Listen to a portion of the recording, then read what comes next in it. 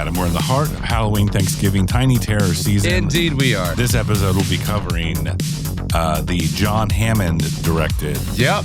We have a T-Rex. Magic. But first we got to do the cold open. That's what we're doing. Let's do the same. Let me do that. Let me set this up. Okay. We're going to do a quick Halloween recap for the whole cold open. Okay. Don't tell me about the street you live near the street near you that does wacky Halloween. I didn't go there this year. You didn't go there this year? I didn't go there this year. Halloween recap, y'all. So my kid's getting older. He's 13. We had plans to go trick-or-treating, which I wanted to because I like seeing all the kids in their costumes. I like my kid doing his costume. My kid's costume, every year he has to make a costume, some obscure video game character. One year he was a piranha plant. He was a piranha plant. That was one of the least obscure years that he did.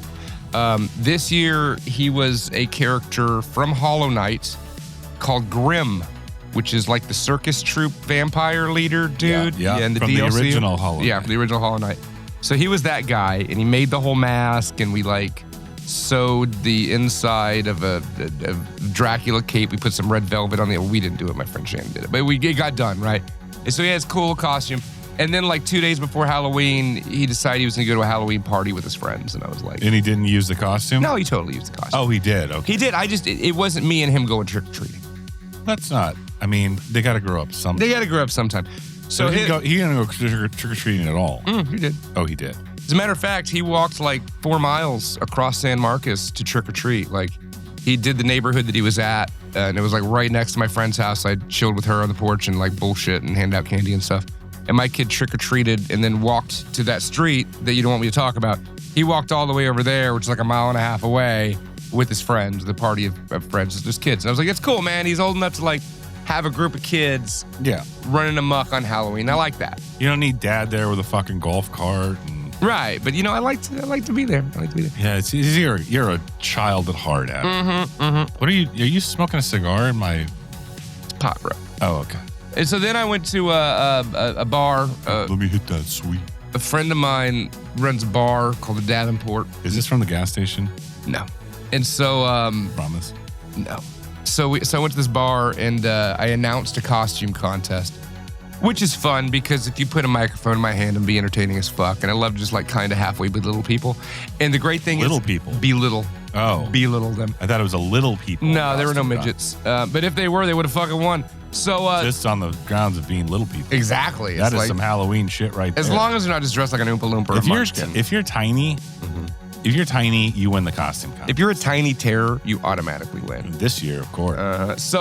Tiny Terror Thanksgiving coming up this month on Not For Everyone podcast. So there's a lot of people in costumes, right? And not a lot of people want to like volunteer to participate in costume contests. So why? That doesn't make any sense. These people are chicken shit.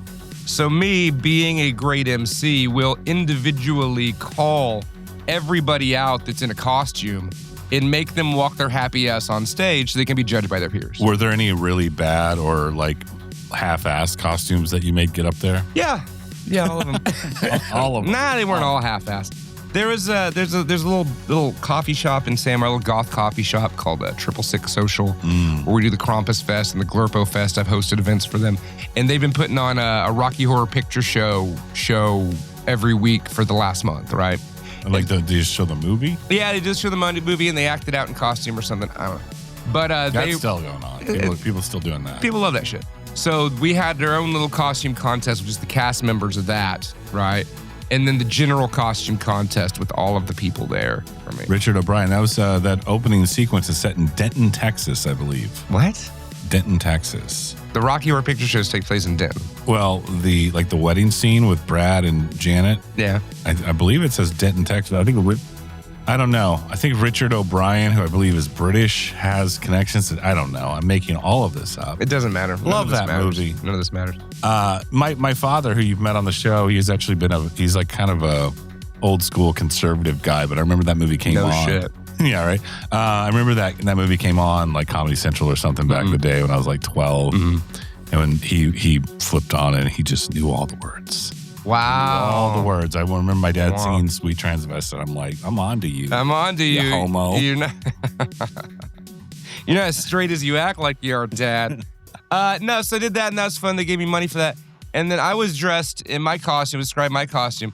I was going to do clown face, but I'm real fucking lazy these days. I'm like, I don't want to fucking do all that shit. Yeah. But I have a badass like sequin black jacket. But it's one of those sequins where you like rub it the other way and the sequins go up and it's like silver on the other side. I like how the woes and tired malaise of adulthood at 40, whatever, has finally gotten people like, I don't feel like putting fucking clown makeup. Nah, it's a lot of work. I'm like, fuck, now I gotta wash this shit off. Like, fuck that. I'm not doing it. You're not paying me enough. I have a top hat. I wore a top hat in this fucking... Did you put any kind of like... I wore my sunglasses. Did you wear some mascara? No, I have my sunglasses on. Okay. So my sunglasses and a top hat and a sparkly jacket. For People folks at either home, thought... they're kind of like 70s Elvis comeback special. This is my 70s Jewish film producer glasses. Oh, yeah, or that I just rock all the time. And I had a top hat on, so people either thought I was a magician or a pimp. And I was like, I was open to either of them, you know? Yeah. That's got to be a blaxploitation. I kept telling people, you know, magic pimp. I was like, you want to see my magic wand? Hey, talking about my dick.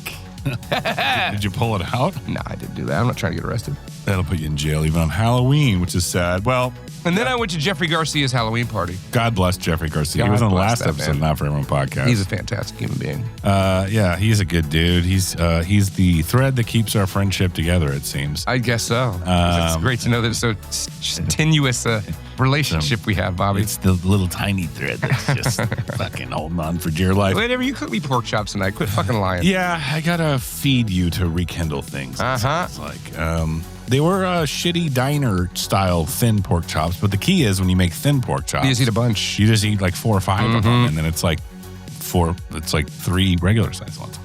I went as Snake Plissken this year. Nice. Wore it to the office. A lot of people at my company are younger folks. They have no fucking idea. Some of them are like, "Oh, Snake from Metal Gear." I'm like, "That's solid." That's solid. Respect. Oh, that's solid. Solid Get it? Snake. Metal Gear Solid Snake. Yeah. But I just found myself explaining what Escape from New York was to these, like, what are they called now? Generation Alpha now. Are they? I thought they were Gen Zs. I don't fucking know. They're Gen Zs. I don't know. They're in their 20s anyway. These kids in their One kid 20s. came as MF Doom, which was pretty dope. That is pretty fucking dope. Yeah, Did he actually know who MF Doom is? Yeah, he cut out the MF Doom mask out of like a paper plate, and it looked like really badass. That's fucking sweet. And then my friend, who I'm not going to say her name, but my friend that works in the office next door to me has very long curly hair, and she wore a Hawaiian shirt and put on a little mustache and Jeffrey Dahmer glasses, and she won the costume contest. She was Weird Al Yankovic. Oh, fuck and yeah. she deserved it. Hell yeah. Because just if you're like cool cult movie icons, that shit doesn't play well in corporate America, apparently, in costume contests. But Weird Al always and then we does. did the normal trick-or-treat stuff. I just got to do my normal trick-or-treat. It's not even grievances of the year. It's just like, one, it was very sparse this year. There wasn't very many kids. Yeah, there's this one street by my house. It's not I know. sparse. I know. I should go buy a house there so I can enjoy Halloween. Exactly. For some reason, my wife, and I was, I'm about to give her props. I was talking to her. She bought 2 gigantic bags of like very Mexican candy. Nice. Like with the chili, fruit flavored chili. King was very excited he got a bunch of Mexican candy this year. And because I guess it's like wicked cheap at the store or something. Fuck yeah, You get a lot. And at first I was like, fuck, what the fuck is this? This is not, we don't need a house that hands out like candy that's not like no one knows about. You're a fucking racist. It's not racist, but I'm about to cool my racist heart because I started like Be still, my racist heart. because there's no kids. I was just sitting outside, just like eating this shit. And It's after a while, I'm like, fucking good. this is really good. It's real fucking good. It's really good. It's almost like a Jolly Rancher, but with like a spicy like chili that powder sauce on in top of it. And they We got got all kinds of more downstairs. If you I'll want. take some. Yeah, it's so good. It's good if you're like a big like a oral fix, like a tobacco user or something. Like if I want Something to in your put mouth. a pouch in or something, I'm like, no, I'm going to put a spicy Mexican candy in my mouth. Fuck And that'll scratch that itch. But speaking of minorities, Wow. there were they weren't even minorities. There was just like a group of kids that were like a little bit older. How are they Hold on. Okay. They were a little bit older. Barely had on costumes. If they had costumes, I was like maybe like a purge mask. And there was like maybe 6 of them, and they were maybe like in 8th grade. I'm just like, I'm getting a little old for this. And I didn't say that because I was like, they came up and they had backpacks on. They didn't even they turned their back to me like, hey, put the fucking candy in the backpack. Fuck you, kid. And I just go, okay, just don't hurt me. Take all the candy you want. And they laughed and laughed. And then the one kid looked at it, the black kid in the group was like, I think he was talking to you. And I was like, no. That was targeted for everyone. That wasn't a racial thing. It was you guys all like older and dangerous. Wow. And you're not wearing costumes. Wow. Please don't stab me.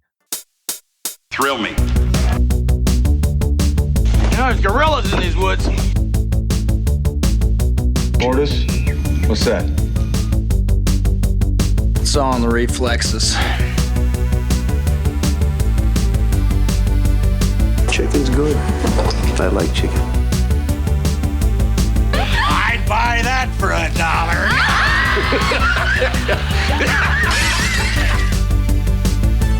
Tie in the wind. Die in the wind. Oh, wait.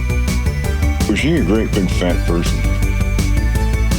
I drink your milkshake. Carpet Day! You make me want to be a better man. I'm running this monkey farm now, Frankenstein, and I want to know what the fuck you're doing with my time! See you at the party, Richter!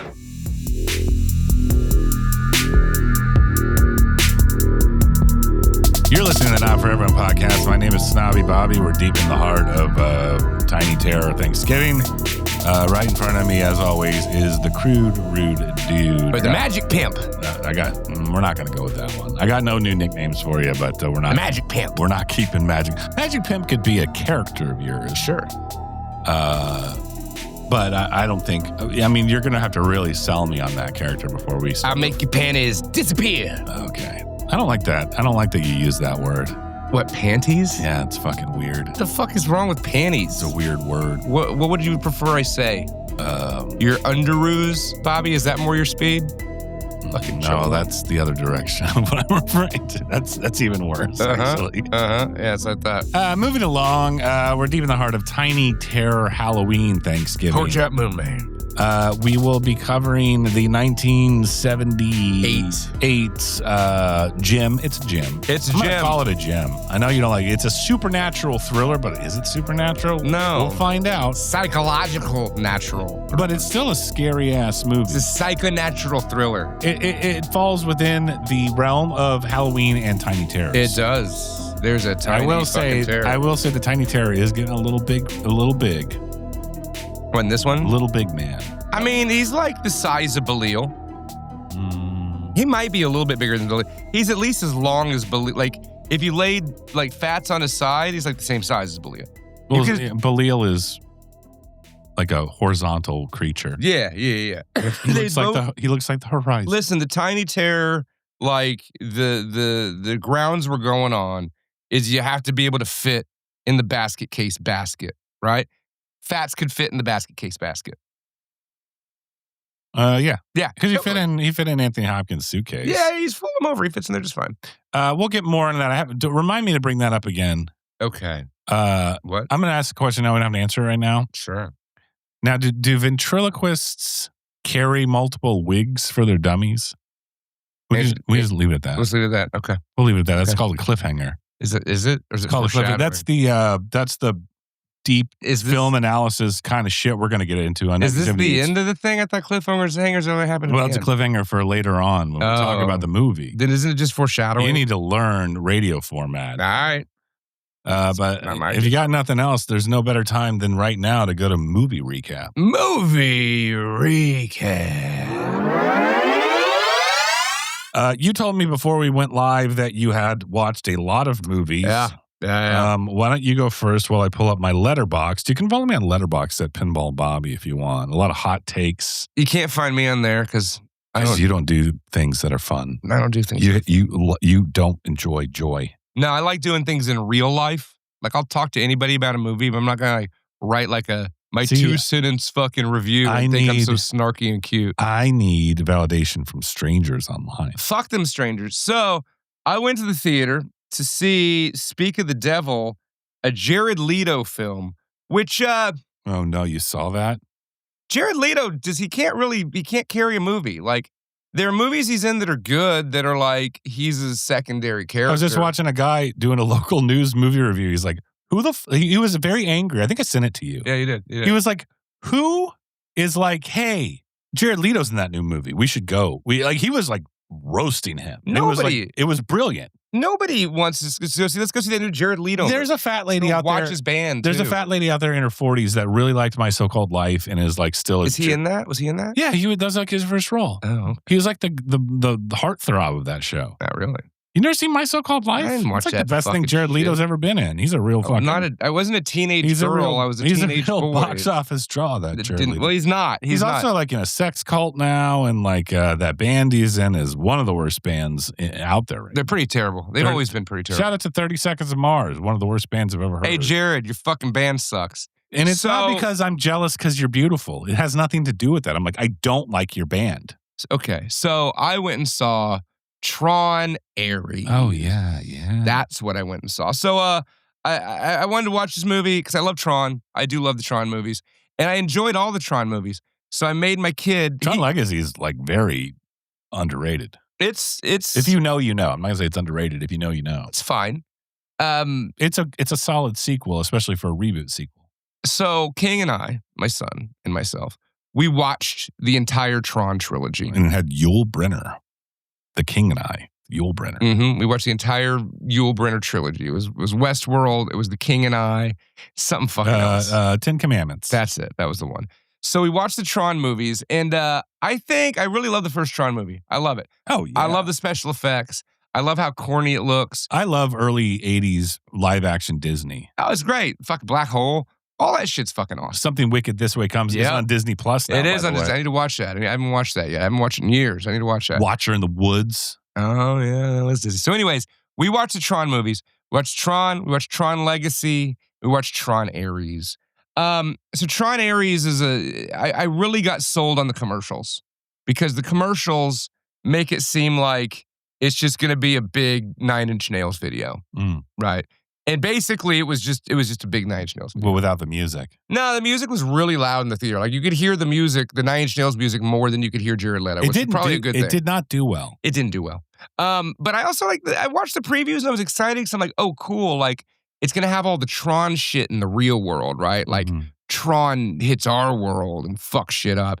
And it does, like, for a few minutes, and that shit's cool. And the rest of it's cool. The rest of it is like standard Tron fare, you know what I mean? Tron fare. Yeah. But I will say this. It had, the first movie had Tron, was a main character, was a leading character, Bruce Boxleitner, right? And in the sequel, like halfway through the sequel, you realize that the bad CGI Jeff Bridges second in command is actually a reprogrammed Tron. So it has Tron in it. Like Tron was a character in it. Now Tron Ares has 0% Tron. There's no fucking Tron. Isn't it just like, hey, what happens if we put, like, if Tron infiltrates the real world and kind of fuses into... Yeah. But Tron is a character. No, yeah, but he's not in this movie. He's not in this movie. There's no Tron in this movie. There's no Tron. Like, how you call it fucking Tron? Just call it Ares, right? Like, well, Tronverse. There's no marketing value. The Troniverse, Ares. That'd be like calling Halloween 3 Season of the Witch just Season the Witch. No one would like it. No one would go see it. Arguably, it would have been a more popular movie. I know. It was called Season. I was being facetious. No. I watched that on Friday. So Tron Ares, it was fine. I liked it. I was like, this is just dumb and this is fun. And I thought the same thing about all 3 Tron movies. And so my son, dumb, fun, and full of cum. That's me. So my son, he didn't have the same opinion. He didn't dislike him. He didn't hate him. His exact words to me were, Dad, it was a movie. It's a movie. But it didn't move me. Oh, that's brilliant. And I was like, you know what? I think you did hit he the like nail on the head. the original and the second one? He pretty much had the same tone for all 3 of them. Yeah. Just like the whole Tron franchise in general. He's like, it's... All I know is when I went through my phase of watching Tron a lot, it was like in high school, after school, getting really, really baked. Yeah. Tron. We were like, hey, are we gonna watch Tron or are we gonna watch the Guar music video? DVD? Right. It was one of those two. It was after school, getting high after school television. So I don't know if I've actually seen the original Tron like sober. One of the cool things about the new Tron, unless I was a kid, but even though I had Jared Leto, even though I had no Tron, it did go into the original Tron verse, right? Like they go into an old computer system and everything looks like the first Tron movie. Okay. And that shit was really cool. I'm like, oh, That's fuck cool. yeah. I like that. Yeah. They didn't do that in the second one. No, I didn't do that in the second one at all. Now, is Jeff Bridges in this? Yeah. He is? Yeah. Which I think Is it like a CGI Jeff Bridges? No, he's like he's a computer program, but he's an old man Jeff And Bridges. they just use his likeness? No, it's the real Jeff Bridges, but he got a paycheck? Yeah, he got a paycheck. I mean, he was in the commercials too. No. He's only in it for like 3 minutes. How much I pay attention to Tron. Yeah. Well, the soundtrack's good. It's 9 Inch Nails. It's more like his. Oh, it is 9 Inch Nails. Yeah. The whole, and that's what I kind of figured. That's really what it was. I'm like, How do you feel about when the Smashing Pumpkins did that song for Batman and Robin? I love that fucking song. You did? That's one of my fucking favorite songs by them. That was like the nail in the coffin of me paying attention to Smashing Pumpkins. Really? That song. It's a great fucking song. But I've been listening to those first like 4 records a lot lately. And I'm like, yeah, this is a really good band. What was that called? Oh yeah, dude. Smashing Pumpkins. Even they're like Gish and Pisces Ascaria and shit. I'm like, this is like, Dude, they're all great. it's very.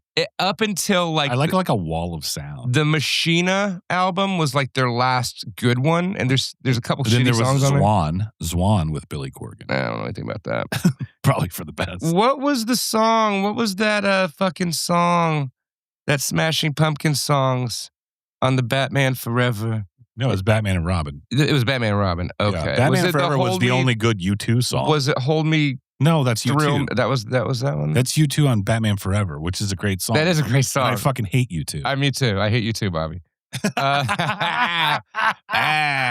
Wait, what was that? The end is the beginning is the end. that's because that's a good era of Smashing Pumpkins when they had like Ava Adore, that album. Yeah. And they were getting all like synthy. It was kind of like They were growing early up. 80s synth pop, but like they were They doing did it. the reverse ministry. Yeah, it was like goth synth pop later on. It was fucking great. They did a great run of that. Yeah. So the end is the beginning is the end. So the Tron, only good U2 song. Tron Ares. I mean, Is it about a war? Ares, the god of war? so here's the plot. There's like this computer company that the kid in the second one, they wrote out the kid in the second one who was like the son of whatever. And he's like, I'm taking over the company. They wrote him out. They wrote him out. He has like he sold the company. They did the whole, was his writing out like part of the story? Yeah, sure it was. So, I mean, I don't know. So anyways, there's this other company that's gotten into the Tron verse, right? And they've decided to make it into weapons, right? So that's what the arms race is now. They're trying to make those Tron things exist in our world, but they only exist for like 29 minutes and then they just dissipate back into their world. Mm-hmm. So there's like a race between the two companies to break that threshold, Oh, cool. And then like the bad guy company like sends Tron Leto here to like catch the CEO of the other company, right? But then he's like, I read your file and you're a good person and I can't act other than like this. And That's a good Jared Leto impression. and I want you to live, but I want to live too. So like it's dumb. I think about this all the time. When you have like 2 competing mega corporations, even if you like one of them, let's say one of them starts off on like we're going to do the right thing, like Sure. kind of like a moral framework of how to run this company. Well, the other company starts bending the rules in order to like morally questionable things. Mm-hmm. In order for the company one that's founded on ethics to compete and keep feeding the monkey, They gotta and the fucking- shareholder, they gotta have break to start the rules. bending the rules, and Yeah. it just like percolates into this fucking nightmare city we live in Nightmare now. dystopian hellscape that we live in today. Yeah. yeah, exactly. So yeah, I've heard that Tron Ares is all kind of like the technocratic kind of shit. Sure. Yeah. It's got that kid that's from the American Horror Stories, like in every season. Oh yeah, Angela Bassett. Yeah, her. No, that Evan Peters dude, right? Is his name Evan Peters? He's fine. He's good. I like that kid. He's good. He was in it, and then it had Jared Leto, and it had Gillian Anderson. Oh really? Yeah. How's she looking these days? She was fine. She's smoking hot. She's a little strawberry peach. I take a bite. You know what I'm saying? Anyways, what'd you watch, Bobby? That's more than I ever wanted to say about Tron Ares. Well, it's a new hot flick that we got to talk about on the movie podcast. But I watched a new not hot flick called. Hold on, I gotta look it up. Jesus fucking Christ, you're so. It's a new movie, so I have to like. This is kind of a throwaway Netflix movie based on a book called. Oh my God! Is it The Woman in Cabin 10? The Woman in Cabin 10. Wow. It's a thriller. Ooh. And it's about a journalist woman that gets invited on a yacht cruise run by these fucking power elite Jeffrey Epstein types. Okay. She stumbles into another cabin, sees a woman in there, and then realizes that woman, like, someone goes overboard. She's like, it was the woman in cabin 10. And everyone's like, there's no woman in cabin 10. You're full of shit. And you're like, oh. Sounds like Pussy They're Island. fucking like trafficking people, or they're like keeping random ass women locked in one of these. And it's all, they try to like, the folks that are in on it try to kind of like charm their way. Like, yeah, it's all, they're gaslighting her, but they're trying to be. Did you watch this with your wife? Yeah, she put it on. This seems like a movie a woman would pick. Yeah, it's definitely a wife Saturday morning pick. Oh, wow. Of all things. Sure. But I was kind of like, I was into it, I guess. I don't recommend it. Who is in it? I don't know. I don't fucking. Oh, you know who's in it? Is Guy Pearce. Oh, I love me some Guy Pearce. Guy Pearce. It's like a throwaway thriller. Remember It's him not in the Lawless? worst thing I've ever seen. Remember him in Lawless? The modern Western. Well, it's not a modern Western. The Prohibition one. Yeah, it's a modern Western. It's Prohibition. Anything prior to 1950 that's not World War II is a Western. What?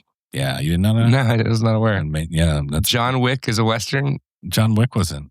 John Wick's set like now.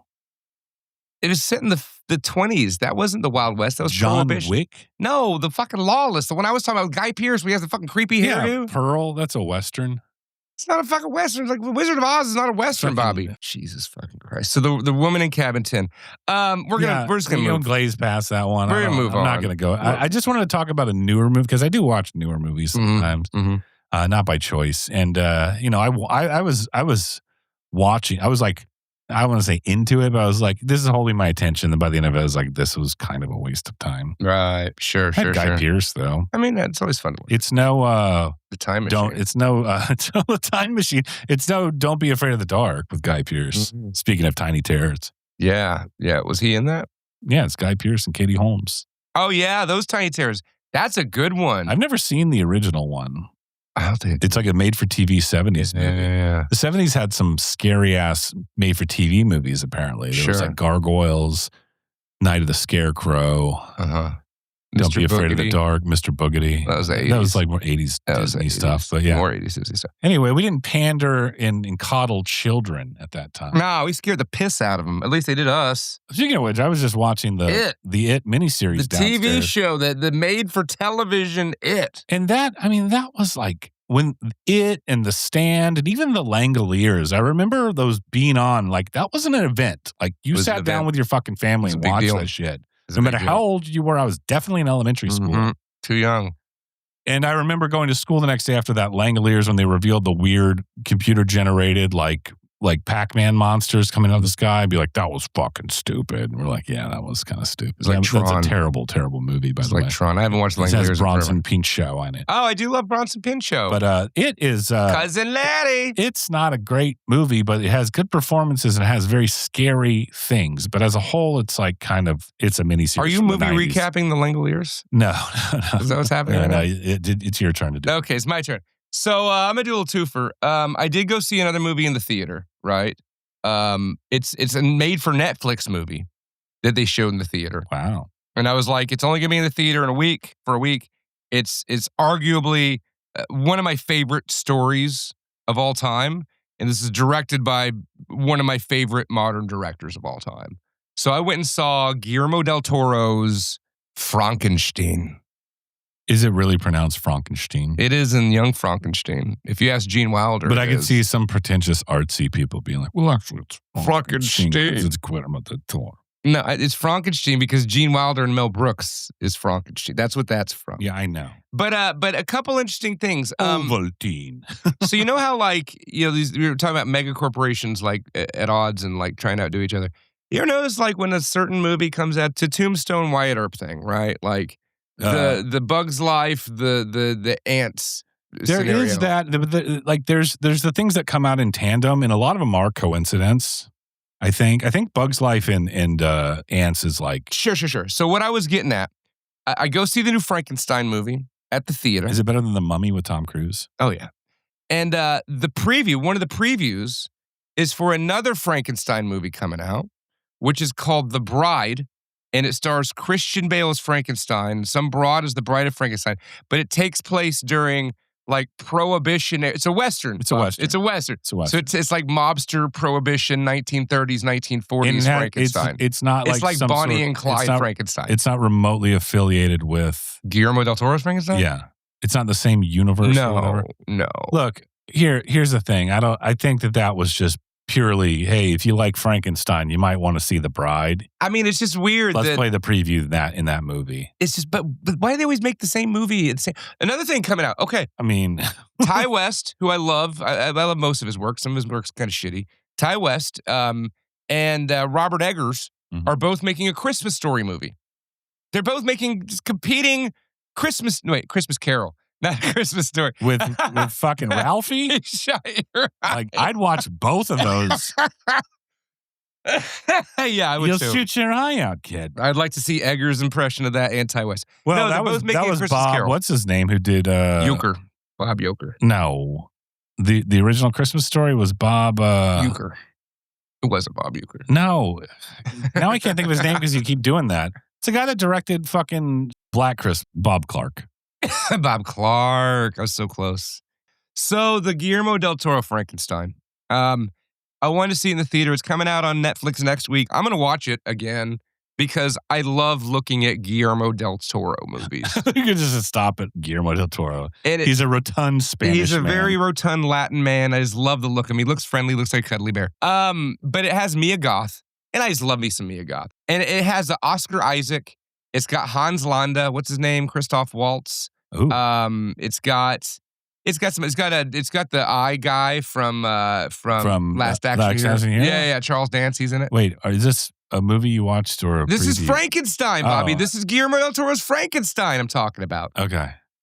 That guy, the eye guy from Last Action Hero, still around? Did he have like a smiley face contact? No, he did not have a smiley face contact. So they took a lot of liberties from the Frankenstein story. Sure. And everybody's like, oh, it's so close to the book. And that's what I heard about it a lot, it's so close to the book. And it's really fucking not. Your hands up, Bobby. Are there any Gene Wilder cameos? No, Gene Wilder's dead. Fuck. They didn't even use like a Gene Wilder corpse or anything. So they changed the story up a lot, right? But it's cool. Like, it looks cool. Like, there's a lot of like gore. And it looks like Guillermo del Toro. It looks like he made a Frankenstein movie. Now, let me ask you this. Is there some sort of like, through the eyes of a child, a spooky fable thing going on here? I mean, it's Frankenstein, Bobby. Yeah, I know. But Frankenstein's a classic it's story. not through the eyes of the little girl that gets thrown in the pond And the by little girl's Frankenstein or something like that. That didn't happen. That would be very Guillermo del Toro. Here's my issue with it, Bobby. I have an issue with it. Is it better than the fish fucking movie? I like the fish fucking movie. All right. I love Frankenstein so much, though. Like, if I wasn't as versed on the I listened to the Frankenstein audiobook last year. I hear it's very boring. What, Frankenstein? Mary Shelley's Frankenstein? That was fucking awesome. You never read Frankenstein? No.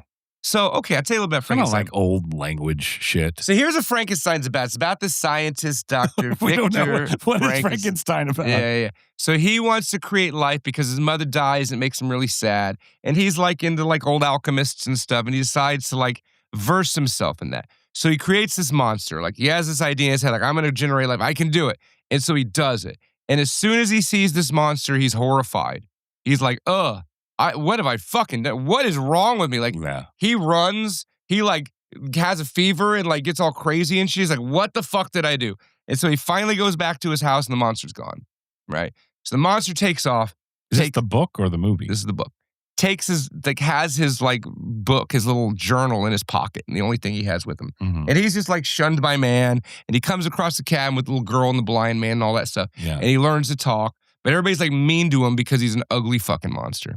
So what Frankenstein's monster decides to do is he goes to where Victor Frankenstein's from and murders his 6-year-old brother, strangles him to death. And then Frankenstein does? The monster? The monster. And then the monster takes this necklace that the kid was wearing and plants the evidence on some innocent like maid And then she's executed for the murder. Okay, I'm not trying to annoy you. Just to recap, this is from the book? This is the book. I thought the whole concept of Frankenstein was like he's a misunderstood monster that didn't ask to be reanimated, and now all the townspeople want him, this abomination eliminated thing. Well, there's different takes. He's actually evil in the book? This is the book. The book's fucked up, man. I love the fuck. This is my favorite fucking story. I got to read that stupid book. There's a lot of... this book is about revenge and escalation, right? Like, Frankenstein's monster wants his revenge on his creator for shunning him, for giving him this life, like you said, that he didn't want, right? Yeah. So he decides what he's going to do is go murder the fucking doctor's little brother and pin it on somebody else. And then the monster, like... This is like The Game. David Fincher's The Game. That's so badass. And then the monster's like, okay, if you make me a bride, right, like, I will leave you alone. We'll go away. I just want a companion because the world hates and shuns me, right? So Victor, the doctor... He starts to make a bride for him, but then like halfway through it, he has a body and he's like, I can't do this. I can't make another one. I've already created one monstrosity. And so he tears the bodies to shreds, right? Mm-hmm. And Frankenstein's monster, the creature, sees this and says, you will rue the day that you have done this to me, right?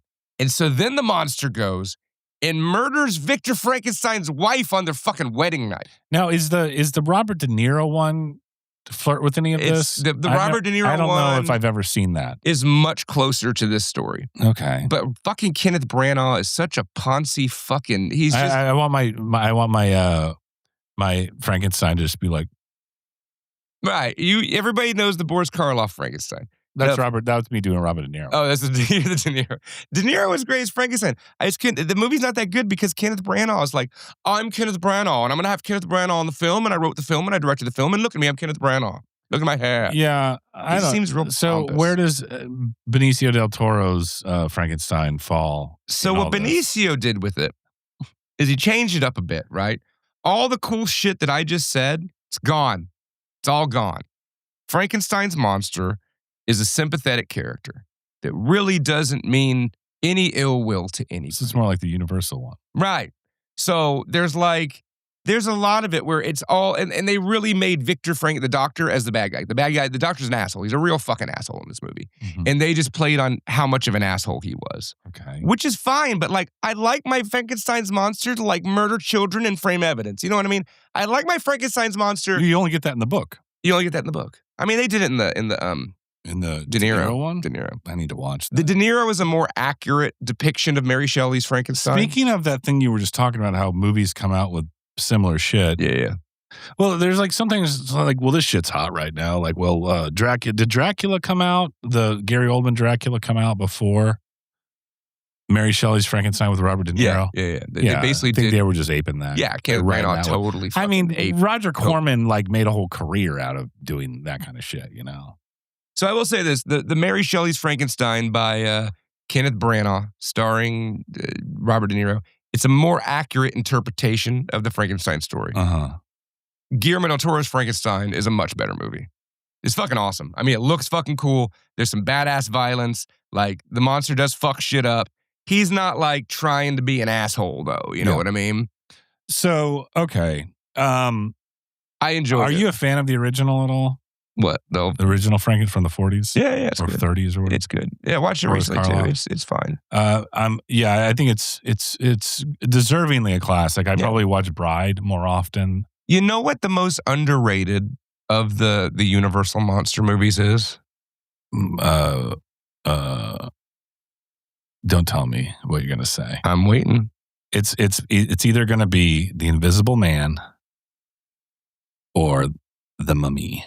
It's The Invisible Man. Yeah. The Invisible Man is fucking awesome. Have you watched that recently? I don't know if I ever have. Oh, dude. Like, I just watched it like a couple weeks ago because Bill was ranting and raving. That's like one of the Universals I haven't seen. It's so fucking... Dude, the monster, the Invisible Man, he's just a monster. Like, he straight up kills like hundreds of people. It's like Hollow Man with Kevin Bacon. Nah, Is he like a Hollow Man? Yeah, it's just like Hollow or Man. Ghost Dad? Wasn't Hollow Man directed by... No, that was Memoirs of an Invisible Man. Oh, that was John Carpenter. Yeah, it was John Carpenter. But Ghost Dad had an Invisible Man thing going on. So the thing is, the Invisible Man... Bill Cosby fan? Dr. Griffin from the original, the Dr. Universal Huxtable. movies. Yeah. He's a real bad guy, much like the real life Dr. Huxtable. You know? Dr. Huxtable's a real life bad guy. So they're like chasing him around. He's invisible. And he's like, I'm better than all of you. I'm superior to you. Like, you can't match my invisibility. He's a real fucking narcissistic cocksucker. Yeah. And like, he murders a bunch of cops. Like, they're trying to chase him down. He like wrecks a train. And they're like, there's 100 dead from the train wreck and 20 more of his pursuers have been murdered. Like, the Invisible Man just straight up goes on a killing streak, bro. Do you consider this island Earth one of the, like, Metula mutant? Do you consider that a universal monster? It's more sci-fi. Yeah. Is it a universal? Yeah. It doesn't. It's fucking great, though. It is. I mean, I haven't seen that since I was a kid. Oh, I'm a big fan. I've been wanting to rewatch The Mummy with Boris Karloff because I haven't seen that since my childhood, but it's hard to find right now. Speaking of stealing a lot of tropes, I would say, and I realized this upon watching this recently from Universal era monsters. I watched Robert Mitchum in Night of the Hunter. Ooh. And that one's masterful. These people, that guy is a monster. Faux show. Adam. Yeah. Oh, yeah. But he's not like an abominable, creature, But there's things where he's a preacher man. He's like one of these preachers that hides behind the veil of morality, much like preachers do. Yeah, to take money from poor families. Yeah. Sounds pretty close to home. Yeah. It's a tale about the horrors of American Protestantism is Night of the Hunter. And there's scenes where it's like, even the lighting in that movie is so universal. I don't know how you would describe it, but just the way it's shot. And then like, there's scenes where he's literally chasing the kids up the stairs like a zombie or like Frankenstein. He's like, shit like that. And that movie was very poorly received at the time. Was it? Oh yeah. But all these famous directors like Del Toro, Benicio del Toro, Benicio del Toro, the love-hate tattoo that's in Do the Right Thing references it. Love-hate tattoos in Rocky Horror Picture Show, which we already talked about. Eddie from the motorcycle has that. Like, there's all these like, it's always like framed as like, the movie that all your favorite directors love, but you've never seen kind of thing. But once you've seen it, you want to see it again. It is like, so like, I could see seeing that as a child, even growing up in the 90s, seeing an old movie, be like, this is fucking horrifying. Oh, dude, if I saw that as a kid, that would have scared the fuck out of me. Yeah, and we have these like kind of rose-colored glasses about stuff that came out in the 40s and 50s. It's kind of like this Leave It to Beaver thing. I'm like, nah, shit's always been pretty dark. Yeah. Haxon's pretty dark.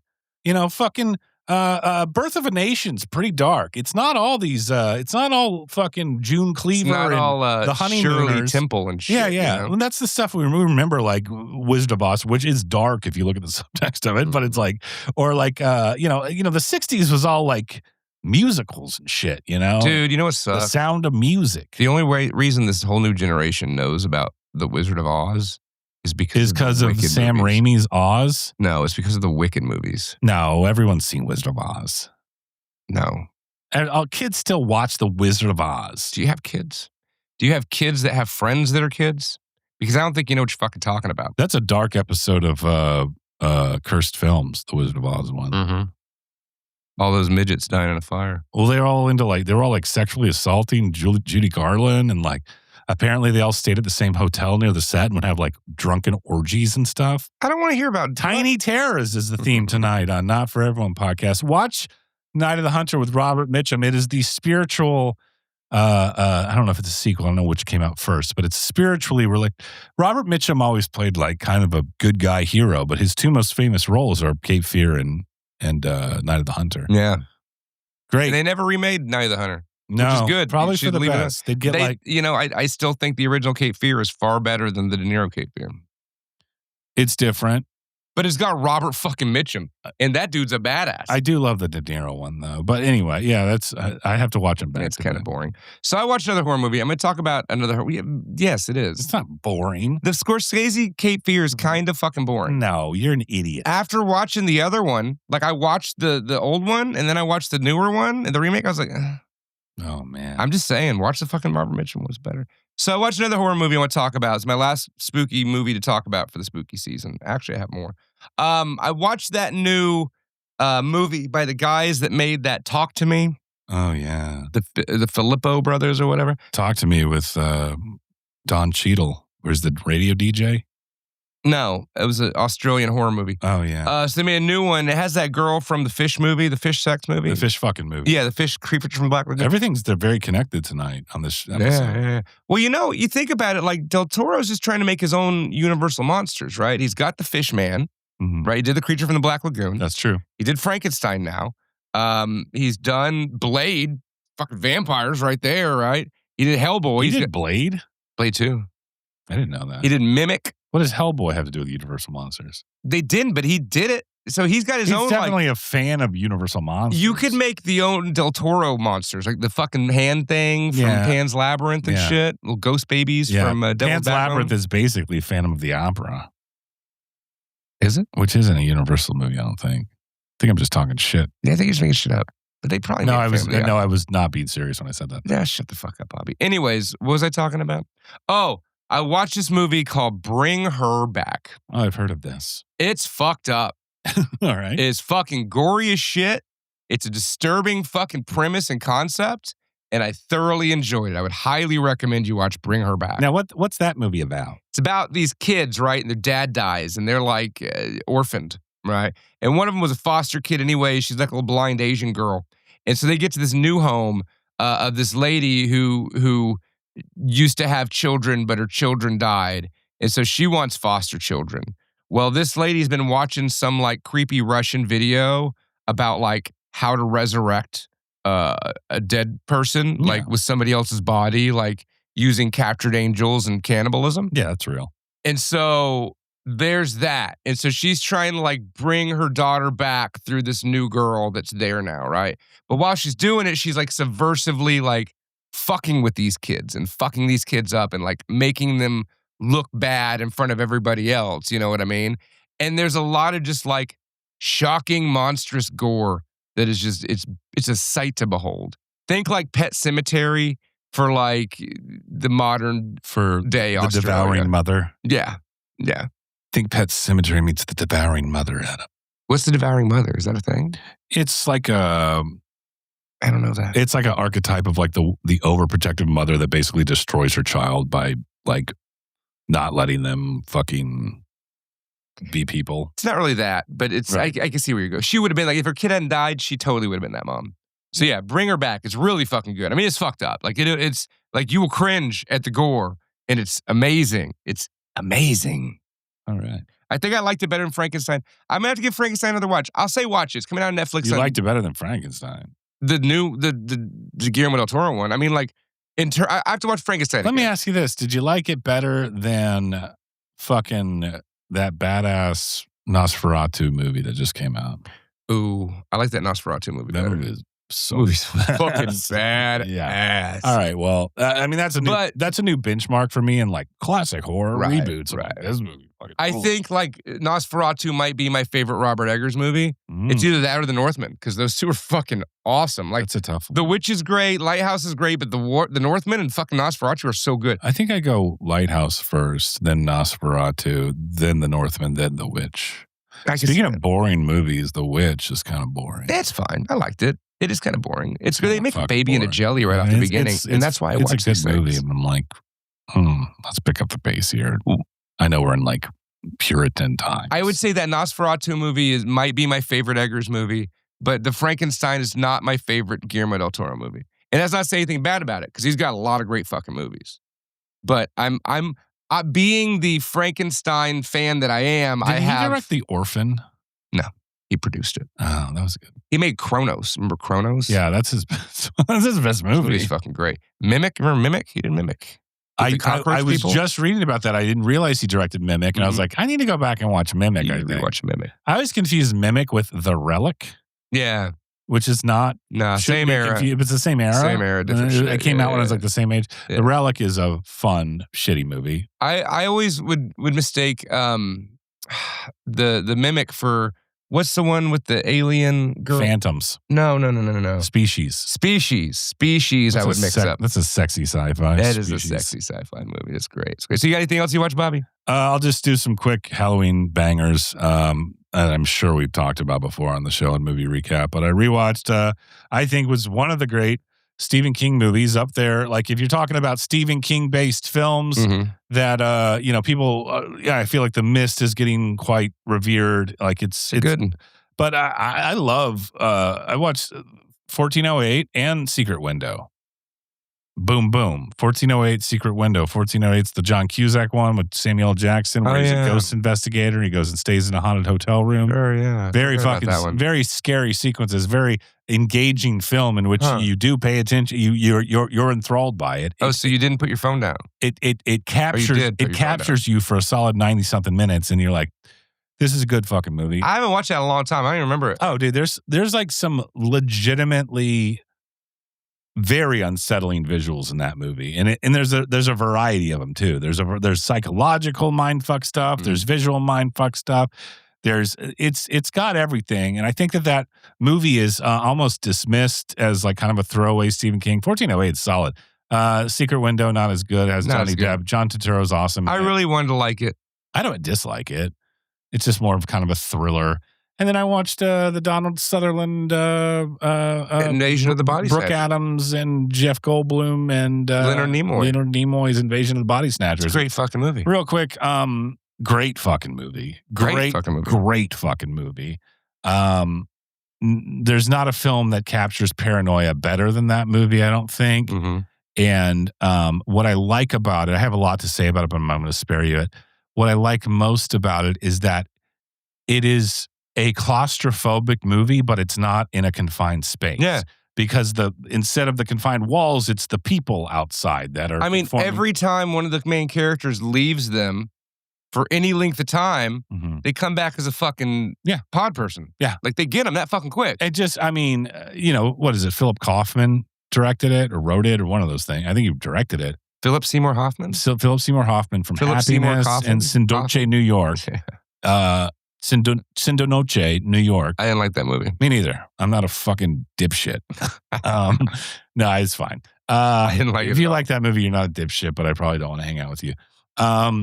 But not that you probably don't want to hang out with me either. Just get on with your fucking point. Yeah, Invasion of the Body Snatchers was like masterclass in Dutch angles, masterclass in paranoia, suspense, creeping dread, and then a fucking payoff is just wonderful. It kind of reminds me of the end of Magic in a lot of ways. That kind of, I think De Palma kind of timestamp. No, he didn't invent it, but he like definitely does it.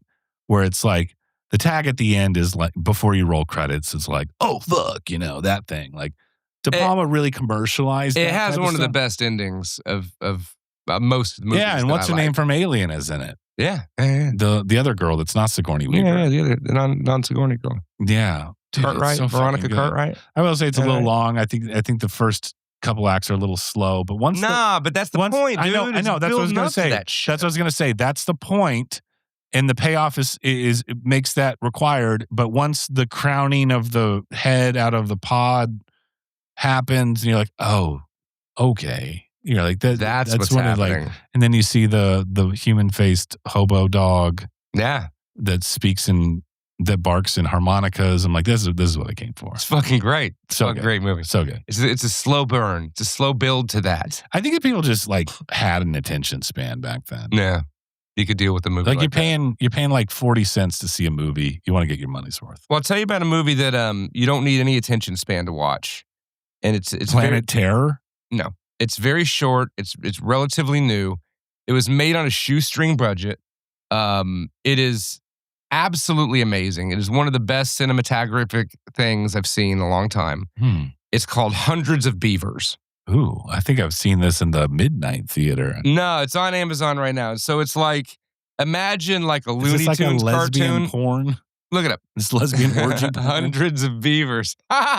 It could totally be like a late 90s lesbian orgy They're video. Like, hey, it would be like, eat my damn like damn. Like that. There's all these beaver puns. Beaver puns. So it's a guy who makes Applejack, like a liquor, a liqueur that he sells to. But it doesn't taste like apple. He sells to lumberjacks in the olden times, right? The thing's in black and white. Like, it's amazing how it's shot. It's like there's 3 actors in it, and there's a lot, like, there's animals, like he has to hunt beavers and rabbits and wolves and stuff. And it's all people in like mascot outfits. You've done some beaver hunting in your day. Oh yeah. But they're like wearing the big masks, like they're the fucking mascots for a goddamn college sports team. It's like a furry movie. No, just look it up, Bobby. Look up Hundreds of Beavers right now. I really gotta pee. Finish your thoughts about Hundreds of Beavers so I can go. God, you made me So I can go sit down and let my beaver relax. Shoot myself in the face. The brick. So anyways, it's great. It is engaging. You can't look away. There's so many optical gags. It's fucking hilarious. I love that shit. And it just carries a storyline. No talking, right? I mean, there's very little talking. But imagine like a super violent fucking dialogue. Looney Tunes cartoon, right? Mm-hmm. But in live action. And there's like bad computer graphics and stuff. And he makes this alcohol stuff. And then the beavers destroy his plant that he's building it at. So he has to go out and become a trapper because there's the only thing he can do in the woods where he lives, right, is trap animals. Trapping beavers. Yeah. So there's a chick that's like the girl that cuts up the animals for you, and her dad like owns the store. And it's like a video game because like you need 3 beavers to earn this shotgun, right? Like, oh, you brought in 2 rabbits, you can get it. What is this called? It's called Hundreds of Beavers. It's fucking ridiculous. Is this like a premiere short film of some guy? It's like an hour and 15. Look, type it in. No, not while we're recording. I'll look at it later. Everyone check out Hundreds of Beavers. Adam recommends it, right? Go take your piss, Bobby. You're really ruining the fucking content. You really know how to shit over a fucking conversation sometimes. And we're back. Now, Adam, you had some final thoughts on Hundreds of Beavers. Hundreds of Beavers. It's like Cuphead, but a movie, and it's live action, and there's just hundreds. I would dare to say there's thousands of beavers in it. But there's a lot of beaver murder. There's hijinks. It's all like watching the Tom and Jerry cartoon with an actual person acting it out. I'm very aroused. That's all I got on movie recap. I guess that was movie recap with a break in the middle of it. Take it as you will, people, because this is what we're giving you. Now, Adam, I want to do a little preface to set the stage for this film from 1978, Magic, starring Anthony Hopkins and the beautiful Margret. Burgess Meredith as well. Burgess Meredith and sexy Jackie Earl Haley, Ed Lautner. Yep. Sexy Jackie Earl Haley's in this movie. Great character actor Ed Lautner, standout performance in Magic from 1978. This movie's about ventriloquism. It's about ventriloquism. It is about magic. It's about magic. I mean, now, Adam, stage magic. Before we get really into it, you strike me as someone that would have at some point dabbled in ventriloquism. I would have. I could see myself doing that, but you never did. Never did. I could have seen myself dabbling in like close up magic, like card trick. Never did. There was a point in time when like YouTube first came out, and I spent like a whole day because I was very unemployed watching like bar hustles and magic trick videos because that's when YouTube was awesome. Yeah. And I still know some of those. I'll perform some for you one of these days. I'd love you to do that. Now, Adam, I never picked up the dummy though. Let's keep it in the spirit of the spooky season, even though it's a couple days past Halloween. Mm-hmm. Technically it's still day of the day. History of ventriloquism is a little dark. It's a little dark. Is it? It's a little spooky. A little spooky. I found an article from a great website called Atlas Obscura, right? That's a good website. Atlas Obscura. It's all just like high strangeness and weird kooky shit that I like. Yeah. And this is Adam reading that article, and we're going to comment on it as we go along. The article is titled The Demonic Origins of Ventriloquism. It may not surprise you. Can you do it in a ventriloquist dummy voice? It may not. No, I'm not doing that. It may not just. I'm not doing that tonight. It may not surprise you to know that the popular entertainment has some very dark roots. Like that blonde. It does not surprise me, actually. That blonde you see that really needs to go to the salon. You might not think of Lamb Chop, the adorable hand puppet that graced the appendage of world-famous ventriloquist Sherry Lewis. Now, was Sherry Lewis as Lamb Chop, is she not opening her mouth when she did the voice of Lamb Chop? I don't know. I thought Lamb Chop was as a puppet, and I don't know. See, it's not that hard. I can do it all day long. I'm pretty good at it. You don't see me like, listen, you son of a bitch. Yeah, but you're making a really stupid looking face. That's what you have to do. You have to keep your teeth exposed so the sound but comes then it's out. Obviously that you're doing it because like you go from hi, I'm talking like this to making a stupid Sorry, face. I'm not Jeff Dunham, Adam. Well, figure it out. The racist ventriloquist.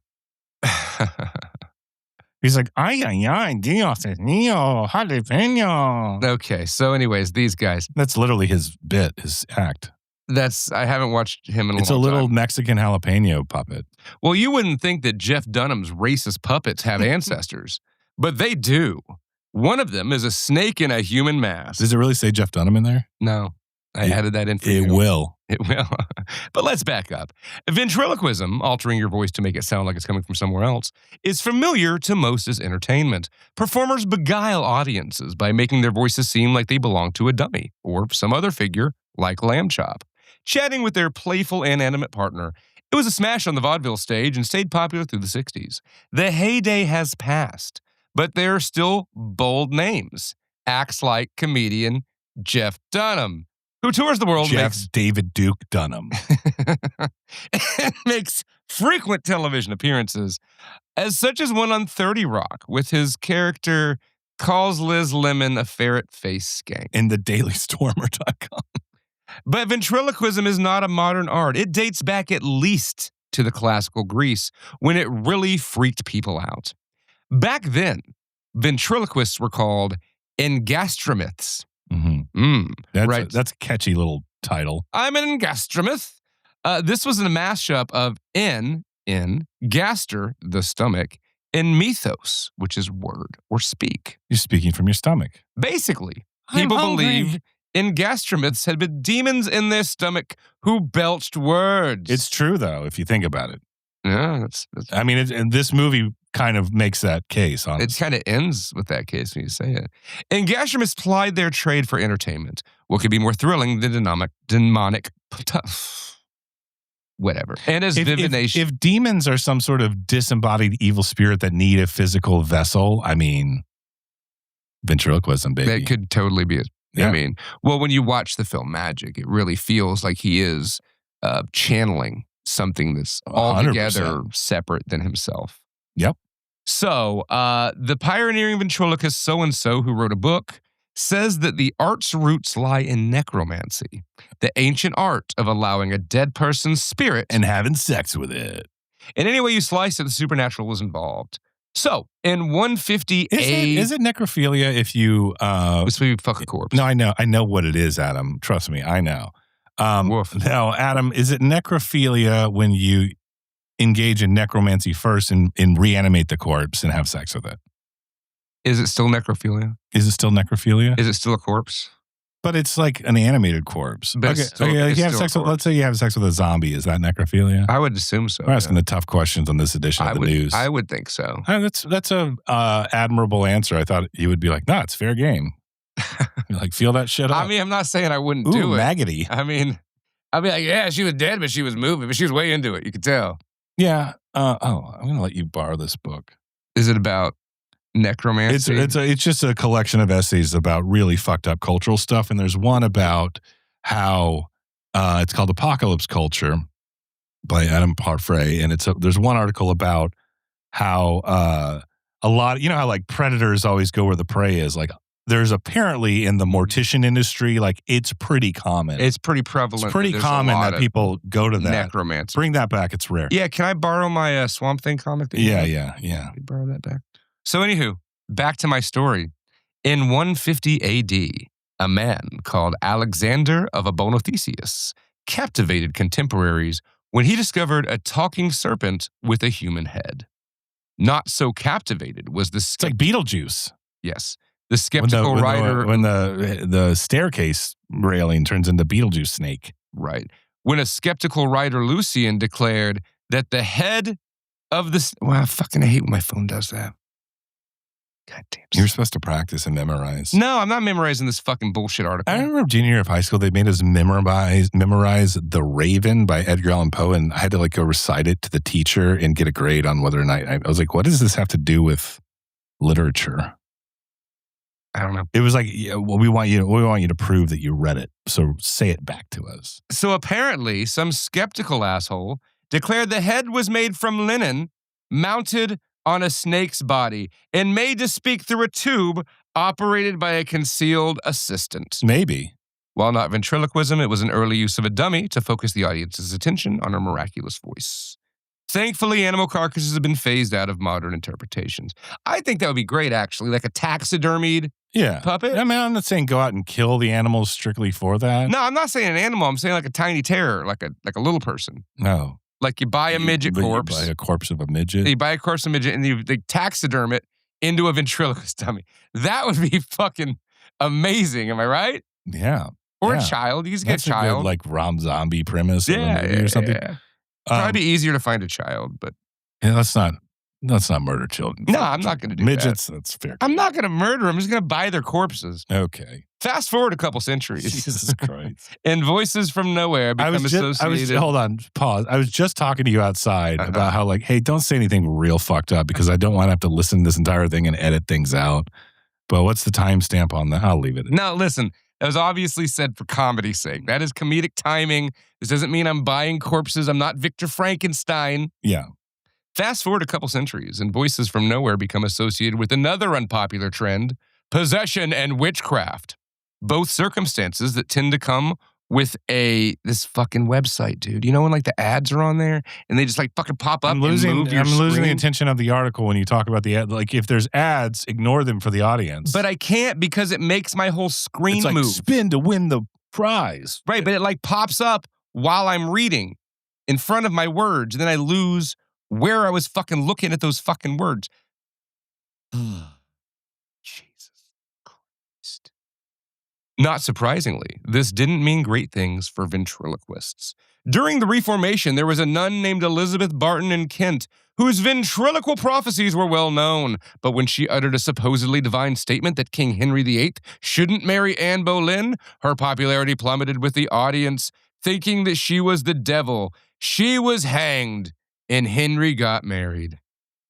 Wow. So the Christians, they don't like them dummies talking the devil's words. Well, Christianity took a particularly dim view of ventriloquism in the 16th century. why are you Southern now? When witch trials swept through Europe, believing it was to be regarded a practice spawned by the devil himself. Well, I mean, it's going back to what I was saying about like disembodied spirits possessing XYZ, coming through the vessel of the human, all that shit, like we see in the movie Magic. Yes. And then you have a consensus amongst the audience that they are demonic or they are some sort of like entity. It almost like validates, like when they say like when you give it a name or whatever, like it actually does become that thing because the effect is the same, right? It's an evil fucking puppet that murders people. Yeah. Yeah, it's demonic. And people are scared of evil puppets. I don't dabble in tarot. I don't dabble in meditation. I don't dabble in ventriloquism. Yep, I do not That is fuck the with devil's work. ventriloquism. That's the devil's trumpet is what that is. You're just tooting the horn of the Dark Lord. Put that dummy away. So yeah, this is a really long article. You want me to read this whole fucking thing? I think it's very interesting. It's a good setup. It's actually not that long. I've read the whole thing. You got about 2 more paragraphs left. Okay. God-fears believed mysterious voices emanated from any number of holes in the ventriloquist body, from the vagina to the nostrils. Someone cut a vagina inside of a dummy? Yep. I guess Sometimes that's the only way to have sex with. even other animals found their way into the body. An account of the possession of a boy in the 1500s England declared baying hounds could be heard in his stomach. It's almost like the golem, right? The Jew. You make a person out of clay. I think what this is saying is like Christians got scared of like voices coming from nowhere, you know? And they're like, oh, well, they thought that ventriloquist dummies were real because like, you know, just 30 years ago, people thought pro wrestling was real. People are stupid. So they obviously thought these fucking ventriloquist dummies were real. Or they were warlocks or some shit. Yeah. So by the 18th century, ventriloquists were largely declared of demonic dealings. It's the technology of throwing your voice was magic to them. Yeah. It's magic. You can't do that. Oh my God. Yeah. So, I mean, hey, even then, but it still drew a large crowd. Magic is about it's about what's the term where the like you draw the eye away from the actual trick? Misdirection. Yeah. Misdirection. Now, when you watch a ventriloquist on stage, do you watch the guy's lips or are you paying attention to the dummy? You're paying attention to the dummy. That's the whole point. You personally, you don't try to check it out? I don't think I've ever seen a live ventriloquist. You haven't? That's so weird to me. That I just don't go of to all people that have shows. seen a ventriloquist, I think you have. I'm sorry. You do to like disappoint weird, you. sexy circuses and shit. Mm-hmm.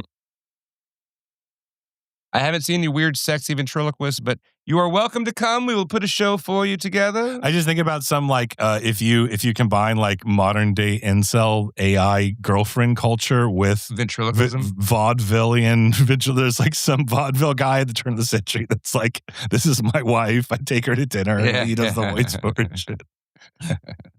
It's like a fucking anime schoolgirl. Right, it's the same thing. Same fucking concept. It's just an older generation. I need you to accept my life partner. I still think that a midget corpse as a ventriloquist dummy is just the best thing ever. Is that the end of the article? I don't want to keep reading this. All right. Well, you get the point. Ventriloquism has some dark roots.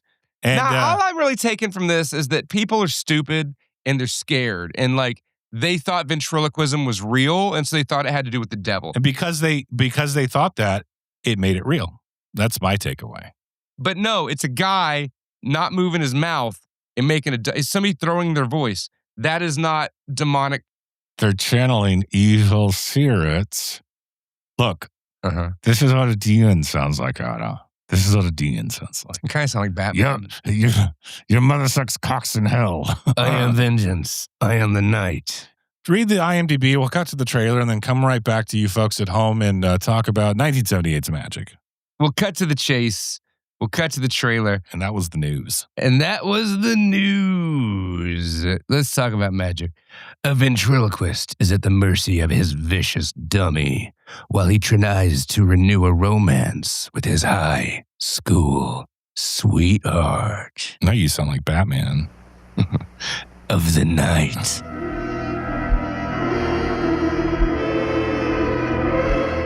When your heart begins to pound, when your mind begins to go, keep telling yourself, it's only a movie.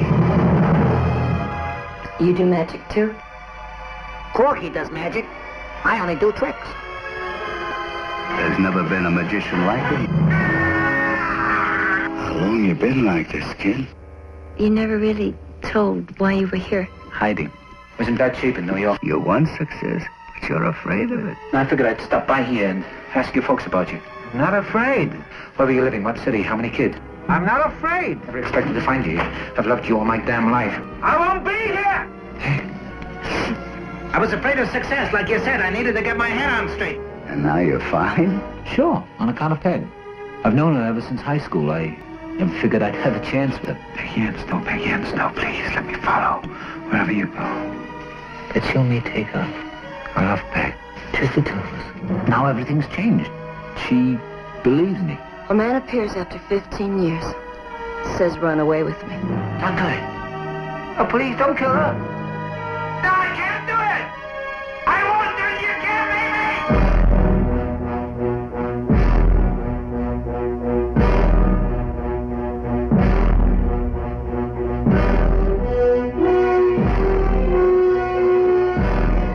me! Magic, a terrifying love story.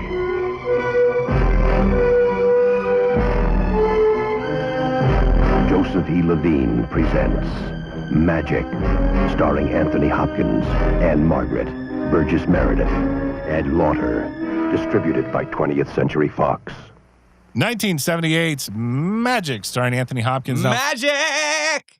Now, way to gay up Magic. No problem, way to gay up the title. Happy to help. There was anyway.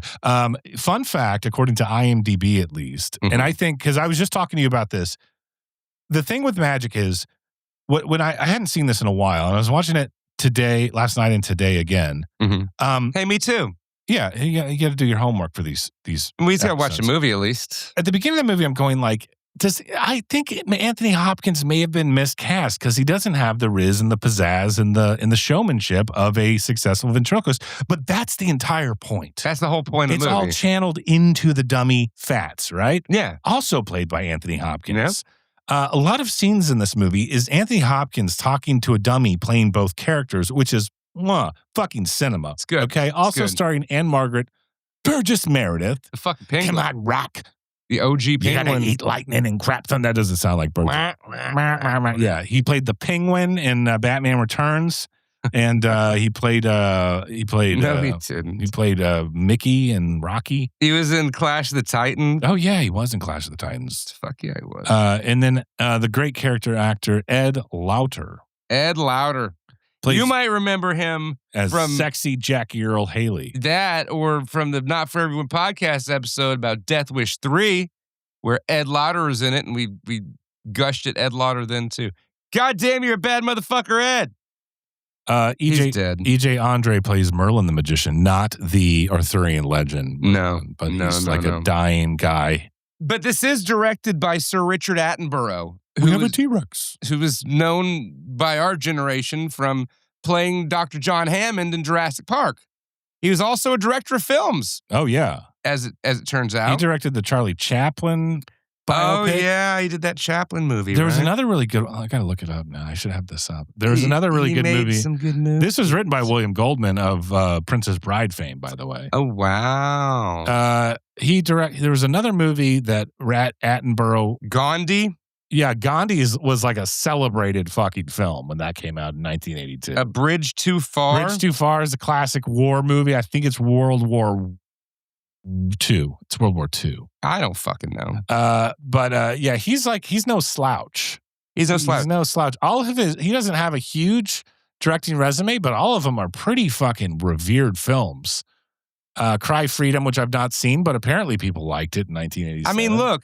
The guy played John Hammond in Jurassic Park. Yeah. Like, he was the guy who founded the dinosaur park. Yeah. Like, that's that guy. Yeah, I know. I've seen Jurassic Park. That's him. He directed Magic. He directed, what's his name? In Gandhi, playing Gandhi, too, who won Best Actor or whatever. Yeah, Ben Kingsley. Ben Gandhi. So let's talk about Magic. It was it's a movie of its time.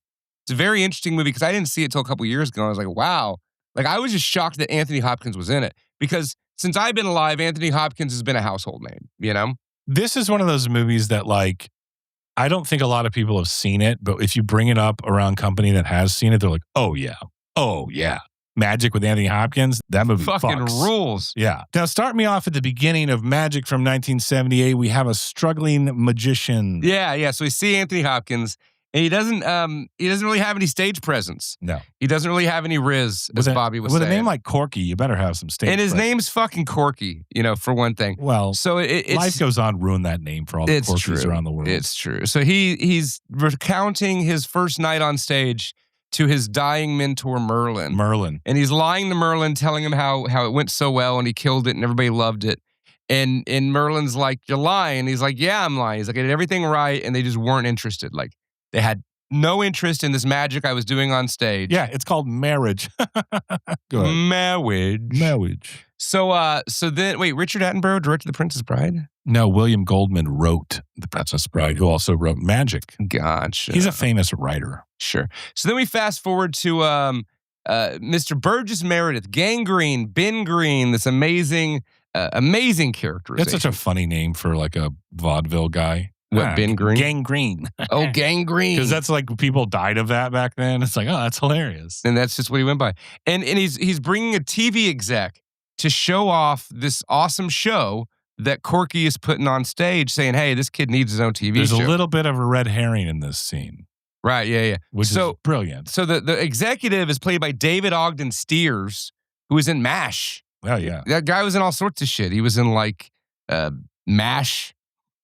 Sure, he was in something else. He was in the MASH movie. There was a failed Justice League movie that was supposed to come out in the 80s, maybe Roger Corman or something. He was going to play Martian Manhunter. Oh. There's actually photos of him dressed as an unflattering, shirtless David Ogden Stiers Martian Manhunter. I could see, what's his name? Who's the guy that does all those movies now that everyone loves? Zack Snyder. No. Who's the guy that does Guardians of the Galaxy? And James Gunn. Yeah, I can see James Gunn trying to revive that concept. What, Martian Manhunter? Played by David Ogden Stiers? Yeah, he'd be like, isn't this funny for like Adam who's watching this movie? I think that Adam gets it. I'd be like, hey, there he is. Because he likes his kind of more dark horse obscure villains. Wow. That's David Ogden Stiers. He looks like The Mask. Is Martian Manhunter. Not Eric Stoltz. Yeah, but Jim Carrey. Yeah. So anywho, then he starts his show and it's like the same show. It's like there's more people there and they're like kind of paying attention and shit, but not really. Suddenly there's a heckler. There's a heckler. You strike me as someone that's heckled before. There's somebody who's heckling from the back of the stage, and he's like, what the hell? He's like, you want to come up here and do it yourself? And the guy's like, yeah, maybe I will. And so then Corky runs to the back of the stage and shows up with a very creepy looking ventriloquist doll. Named Fats. And I think, I think Fats, it's not on the nose, but I think he's kind of supposed to look like Anthony Hopkins. Yeah. They dress the same in a lot of scenes. Yeah. Especially once you realize what's going on. Yeah.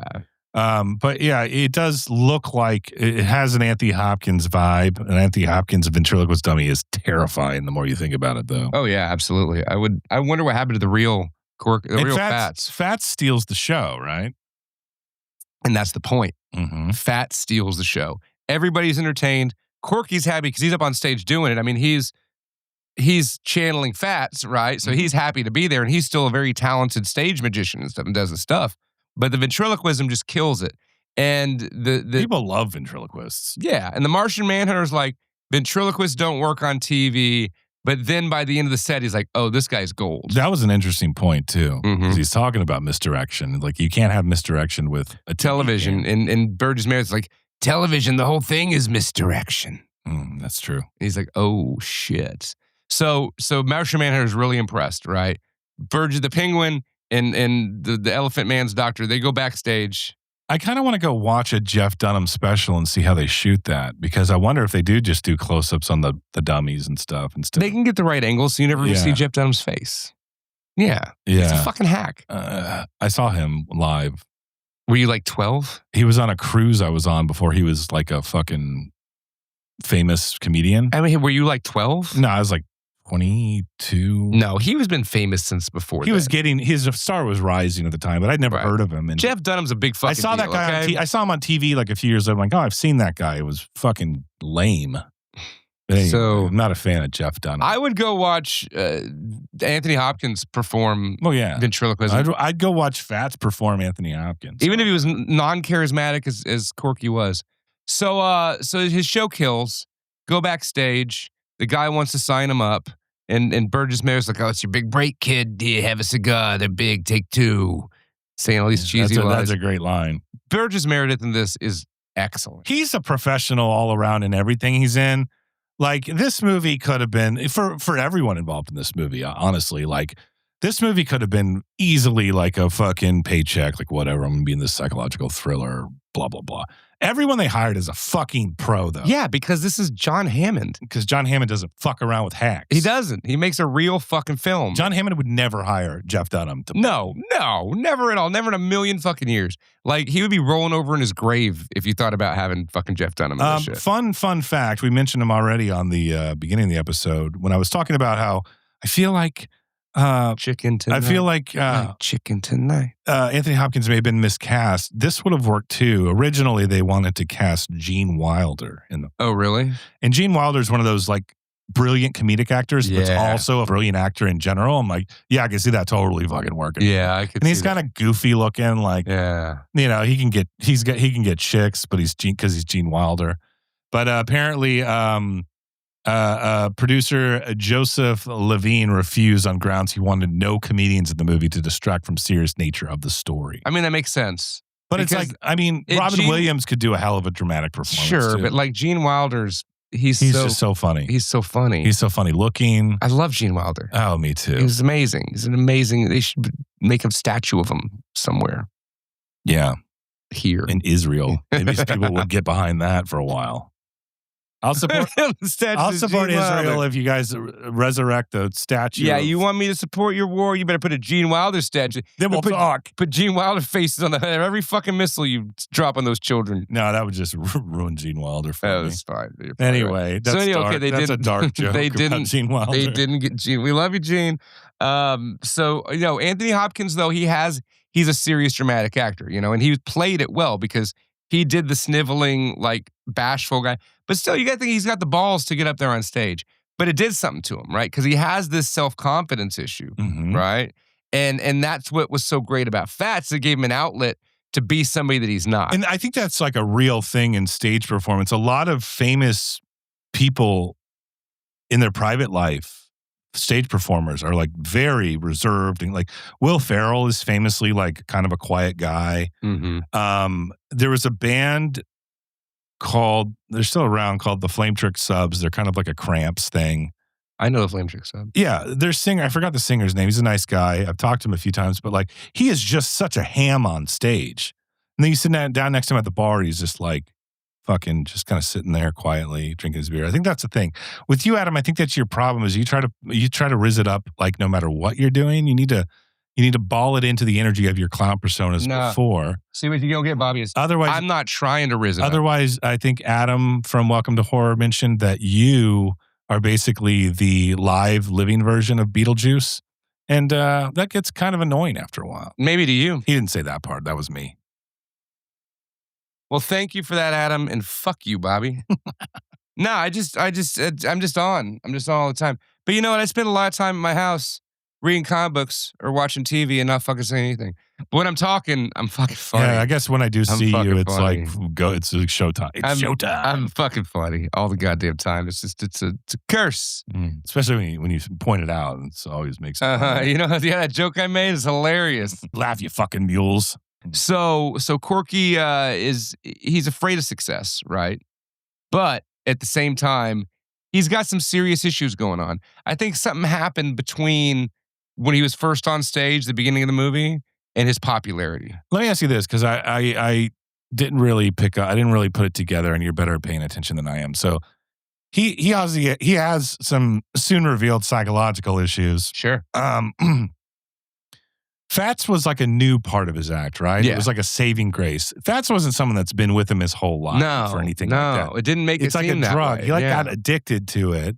And I think part of him, like I think he was afraid of success because he knew that the further he goes with Fats, the deeper he goes into his psychosis. I mean, on some level. The more he uses Fats, the more he's given over control to Fats. Yeah, you're just shooting up. It's just like it's something he hid behind because he's a bashful like guy. So just he'd have Fats do all the talking for him. Yeah. You know, and all the business deals and everything, right? But it was because it was taken over. Yeah. It really was. I mean, you get addicted to that. Like if your whole job is to be validated by an audience and get paid for it, like that is when you pull that off, it's happened very few times in my life being on stage. But when that happens, it is like a drug, bro. Oh, yeah. It's a drug. I was on stage 2 nights ago. It was fantastic. Yeah. It just feels like cream in your jeans right down those, right across the curtain there. So Corky's sitting there with Gangrene, and he's like, they want to give you a pilot, give you your own show. But we need you to take a health test, just to do a health check. Mm-hmm. And Corky's like, no, I'm not doing it. They would let him fight in Vietnam, but they wouldn't let him. Actually, they'd prefer that guy to fight in Vietnam, but they wouldn't let him go on the TV show if he didn't pass the health. I think like even the health check thing, that Gangrene would have been able to let it slide. It's just that Corky made such a big like. He got angry, like straight up angry right off the bat. He's protecting Fats. Well, what I think it maybe something they didn't talk about too is like anytime he assumes going to talk to a doctor, he's like, the doctors are going to say I'm crazy. Yeah. And he's probably thought that for a very long time. And those doctors would be correct. And they would be fucking correct. Well, that's what I love about Burgess Meredith's character in this too, Gangrene, is that he really does care. He's like, you're not fucking doing this. Right. I'm not like any other sleazeball like vaudeville manager would be like, whatever, kid, like just get up there and sign the deal or whatever. Mm-hmm. And like it's all very like official. Like there's a scene where he's talking to the lawyers in his big successful office, and like the kid's not going to take the medical exam or whatever. Like that whole thing. And I'm like, and then I don't know if I'm cutting too far ahead, but when he finally confronts Corky. Oh, you're cutting way too far. Okay, ahead. you go ahead. That's way too far ahead. Okay, my point is, think about what I just said. Gangrene, played by Burgess Meredith, like actually gives a shit. Like he's not a bad. He's not an exploitive. He's not manager. a bad guy. He's not a bad guy at all. He's a good guy. He's on Corky's side. He's trying to give Corky a shot. Yeah. You know what I mean? Because he sees the potential. Like and he's been there since vaudeville. He's says. Like an old, like heartwarming stand-up guy. He's like a grandpa that cares. Yeah, that knows that dresses really snazzy. I mean, he had some fucking drove a Rolls Royce, outfits. Right? Yeah, The only people touch a Rolls Royce is a Rolls Royce, man. Don't let anybody drive his car. Remind me to talk about the Rolls Royce in a second. It's fucking beautiful. So anywho, Corky runs away, and he runs back to his hometown, the Catskills, because he wants to go see if this girl that he used to like is still there. And sure enough, she is, and she's played by Margret. Margret was a real fox, and that's all I'm going to say. Don't make it gross, but you do see her front meat in this movie for a minute, and it belongs in the Louvre. It belongs in the Louvre. That's a fancy museum in Paris. So anywho, you know the Louvre, it's just a statue of nude Margret, and it's like there might be one. It's just called Margret's front meat. It's just called front meat. It's just called front meat. That's great. Really emphasize the front meat there, Bobby. So they meet up, and they haven't seen each other in 15 years. And like, when he's around her though, he doesn't seem to be completely reliant on Fats. But I would argue that the confidence that Fats has instilled in him helped him get where he was. Sure, it definitely did. Because it's always implied that like he was like too scared to talk to her, and like he carved her a wooden heart but lost it. Right. Which is all nonsense, by the way. Sure. But like it's like he's making excuses as to why he didn't go for it back in the day. Yeah. And she's like, yeah, I knew you had a crush on me. Now she's married to sexy Jackie Earl Haley. She's married to Duke Ed Lawton. Duke's Mayonnaise from Duke's Mayonnaise fame. Yep. And so they end up fooling around, you know? So let me ask you this though, because like when they started hanging out, what was the excuse to Duke? Like what was it just like, I'm just going to go hang out with my friend from high school for their marriage was on the rocks as it was. Yeah. So they rent out that cabin on the lake. Right. And so he went there to rent the cabin on the lake. Right. And that was the truth. He did, right? Yeah. Like when he first gets there, they don't acknowledge that they know each other. I mean, they're really hanging out for a while there, and it's like, what's Duke think of all this? You know? Well, Duke was gone. Okay. Duke wasn't there when he first got there. Yeah. Duke was away on a trip. Yeah. Okay. So there was like a good 2 days.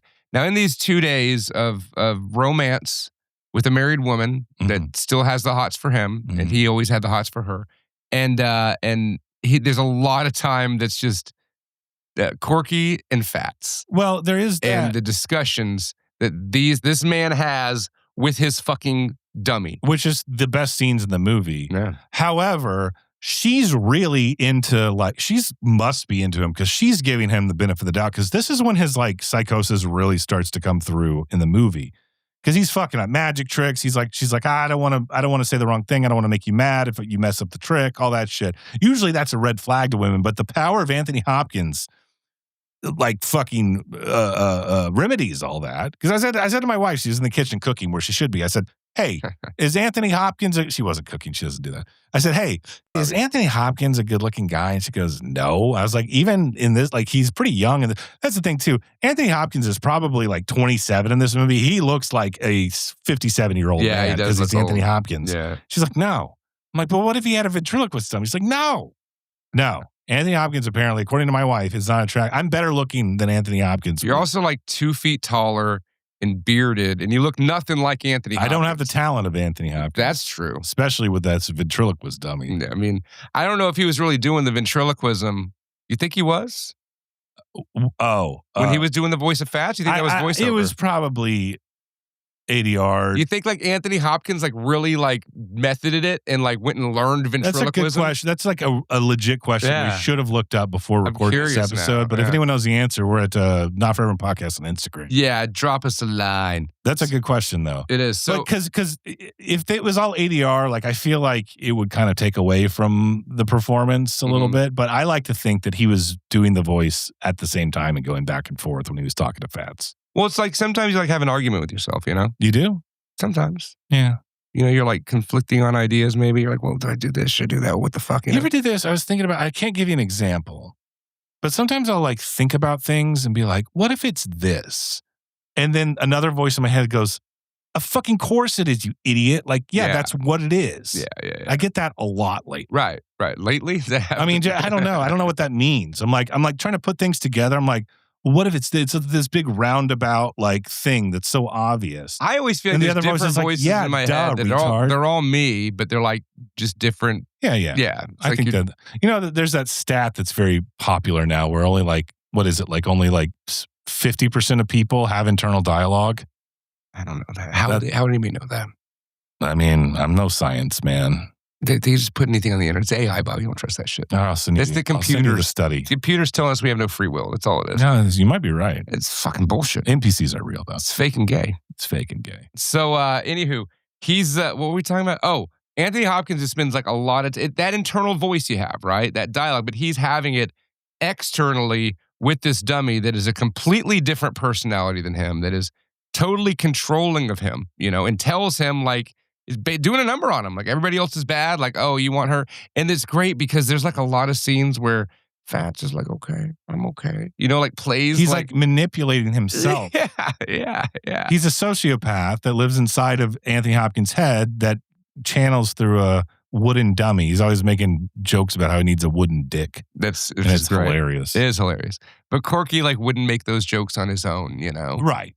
But when you see him talking with Anne Margaret, like he seems like a regular good guy. Let me put this into context. Like I would argue that in most cases, the people we play, like context is everything. Like you and I on the podcast, we're being ourselves, but we're a little bit an amped up version. You're a little drunk, Bobby. For entertainment value, right? Like it's called drunk Bobby. Like when we say really fucked up things, it's not like, like that's how we really feel. It's just like, funny. Yeah, it's funny. But I'm saying there's like a little bit of that where like when you develop a persona to the point where like it becomes its own thing, like Andrew Dice Clay wasn't the Dice Man. He was just that was a character he played on stage, and then it was so popular he became Andrew Dice Clay, right? Right. Or Pee Wee Herman, like he didn't have a film career after Pee Wee after the whole jacking off in the theater thing. He was a good actor. I'm just saying he got like into Buffy the Vampire Slayer immediately. But I'm just saying Pee Wee Herman more than you would know Paul Rubens, right? Sure.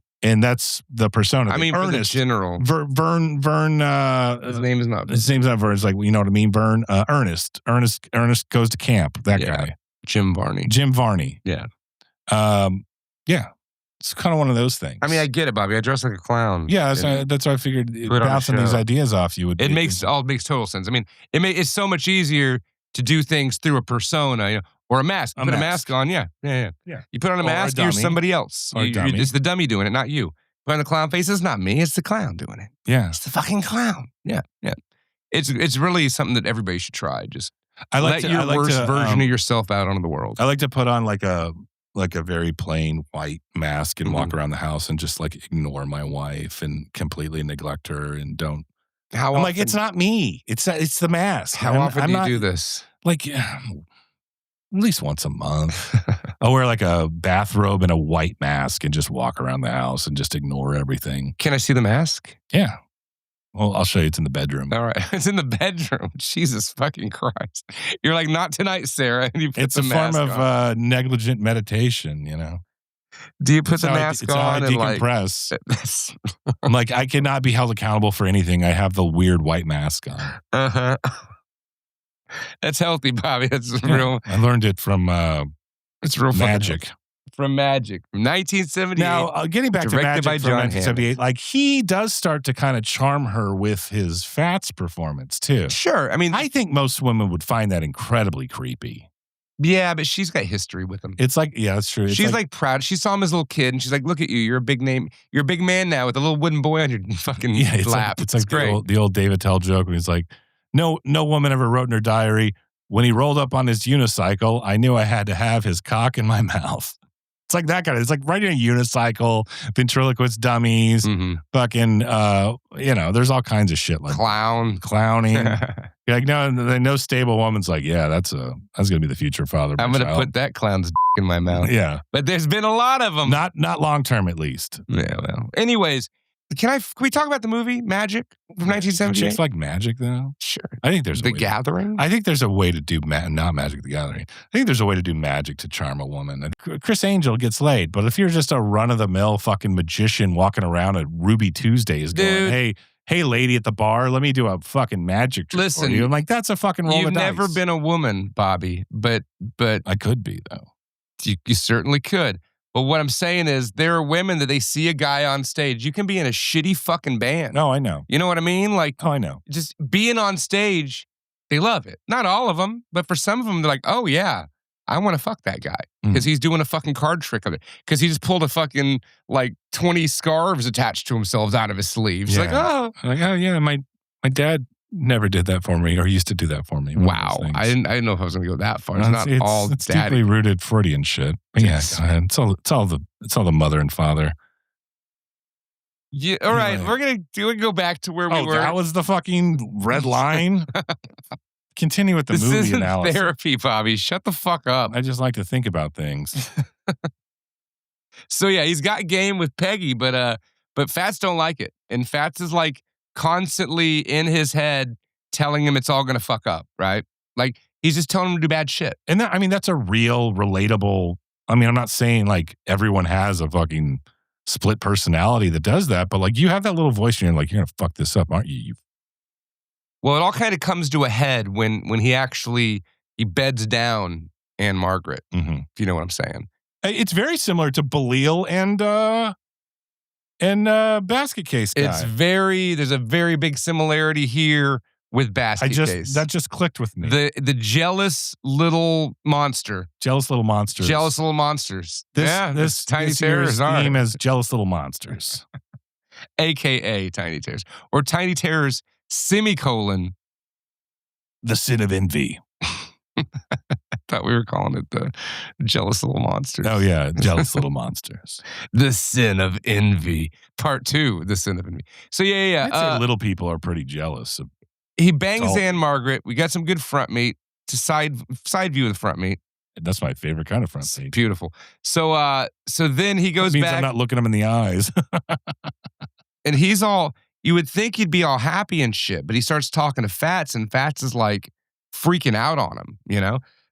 Because it's really Corky's like, I don't need Fats anymore. And that he can't have that. Right. And so then, right then, good old Burgess Meredith, dressed like a fucking gangster. He has like a leather fucking overcoat on, like a turtleneck and a fedora. He's so fucking cool. This is such a great scene. Oh, it is. It really is. And he's like, and he comes in while Corky is fighting with Fats. And I'm wondering too what it sounds like, right? Like, is he doing the voice of Fats yelling at himself, or is that just in his head? Because Fats's mouth isn't moving, right? Is the voice of Fats in that scene? In all of them. In all the scenes, it's just Corky and Fats. Is the voice coming out of his mouth too? I like to think that it is. Okay. Because he's a ventriloquist. Right. So he's having both sides of the argument out loud. Yeah, okay. I think so. Okay. Don't ruin this fucking movie for me with your weird speculation. I just like to think about things, Bobby. All right? Fuck you. So Burgess Meredith walks in while he's having this huge argument with himself, with Fats. And he's like, already suspicious. Yeah, because the kid ran off because he said he needed a medical evaluation. No, but you don't do that unless you're fucking crazy or something. Fats knew or Gangrene knew he was crazy. He wasn't crazy enough to know that he wasn't crazy, though. At least Corky was, not Fats. Fats don't give a fuck. Fats don't give a fuck. Fats is like, this is my time to shine. Like, this is like the dark half. Like, I want out, you know? Yeah. Like Richard Bachman shit. But yeah, so then, so Fats is like, Gangrene's like, I'm going to go get a doctor. We're going to get you the best help out there, you know? We're going to take care of you. Because you're a commodity, baby. You're going to be a star. Right. And Corky's like not having. He's like screaming at him, and like, the Fats keeps calling him the villain and all this. So let's do this. He's a villain. Is he resisting this because A, he does not want his psychosis to be exposed and be labeled crazy, or B, he does not want his psychosis to be exposed and not be successful? I mean, both. As a star. I think he doesn't want his psychosis to be exposed. Yeah. You know? He doesn't want to come to the fact that he is indeed a crazy person that talks to a wooden doll. Right. And that the wooden doll is talking back to him, and it's just him. Yeah. And it's like a separate entity that's not healthy. Yeah, no, and generally not. Gangrene knew it wasn't healthy, and he wanted to get the kid help because he saw a lot of potential. Sure, he was commoditizing him and trying to make money off him. That's just business, but that's business. But like, he liked this kid. He was trying to give this kid a shot. He could have been a little shittier about it, but he's not. He's a good dude. And this is a very tense scene. Yeah. And basically, Gangrene tells Corky, hey, all right, we don't have to do the thing with the medical exam if you can just not fuck with Fats for 5 minutes. He's like, I could do it for 5 years or whatever it is. Mm-hmm. And It's just him sitting there asking how long you get. It's like a junkie, dude. He's just like itching. Like it's itching to touch that little wooden boy. Yeah. That tiny tear. Stick his hand up that stuffed midget. Oh, yeah. There's something very molesty about that. Now that you mention it. Is it? Does that seem molesty to you? I see that shit everywhere, dude, if you've been through what I've been through. Why am I laughing? I don't believe any of that. Fucking everywhere, That's bro. why I'm laughing. That shit's everywhere. Oh, Jesus. You can draw from it whatever you want, but it is a tiny wooden boy. Yeah, so who's being rectally penetrated by Anthony Hopkins. They go through the back, bro. It's like it's the back. Like you open the back of the shirt. There's no. It's not like you stick your hand up a fleshlight. As far as we know. And you never seen a ventriloquist dummy up close? Can't say that I have. Yeah, neither have I. Never fucked around with that. I like women.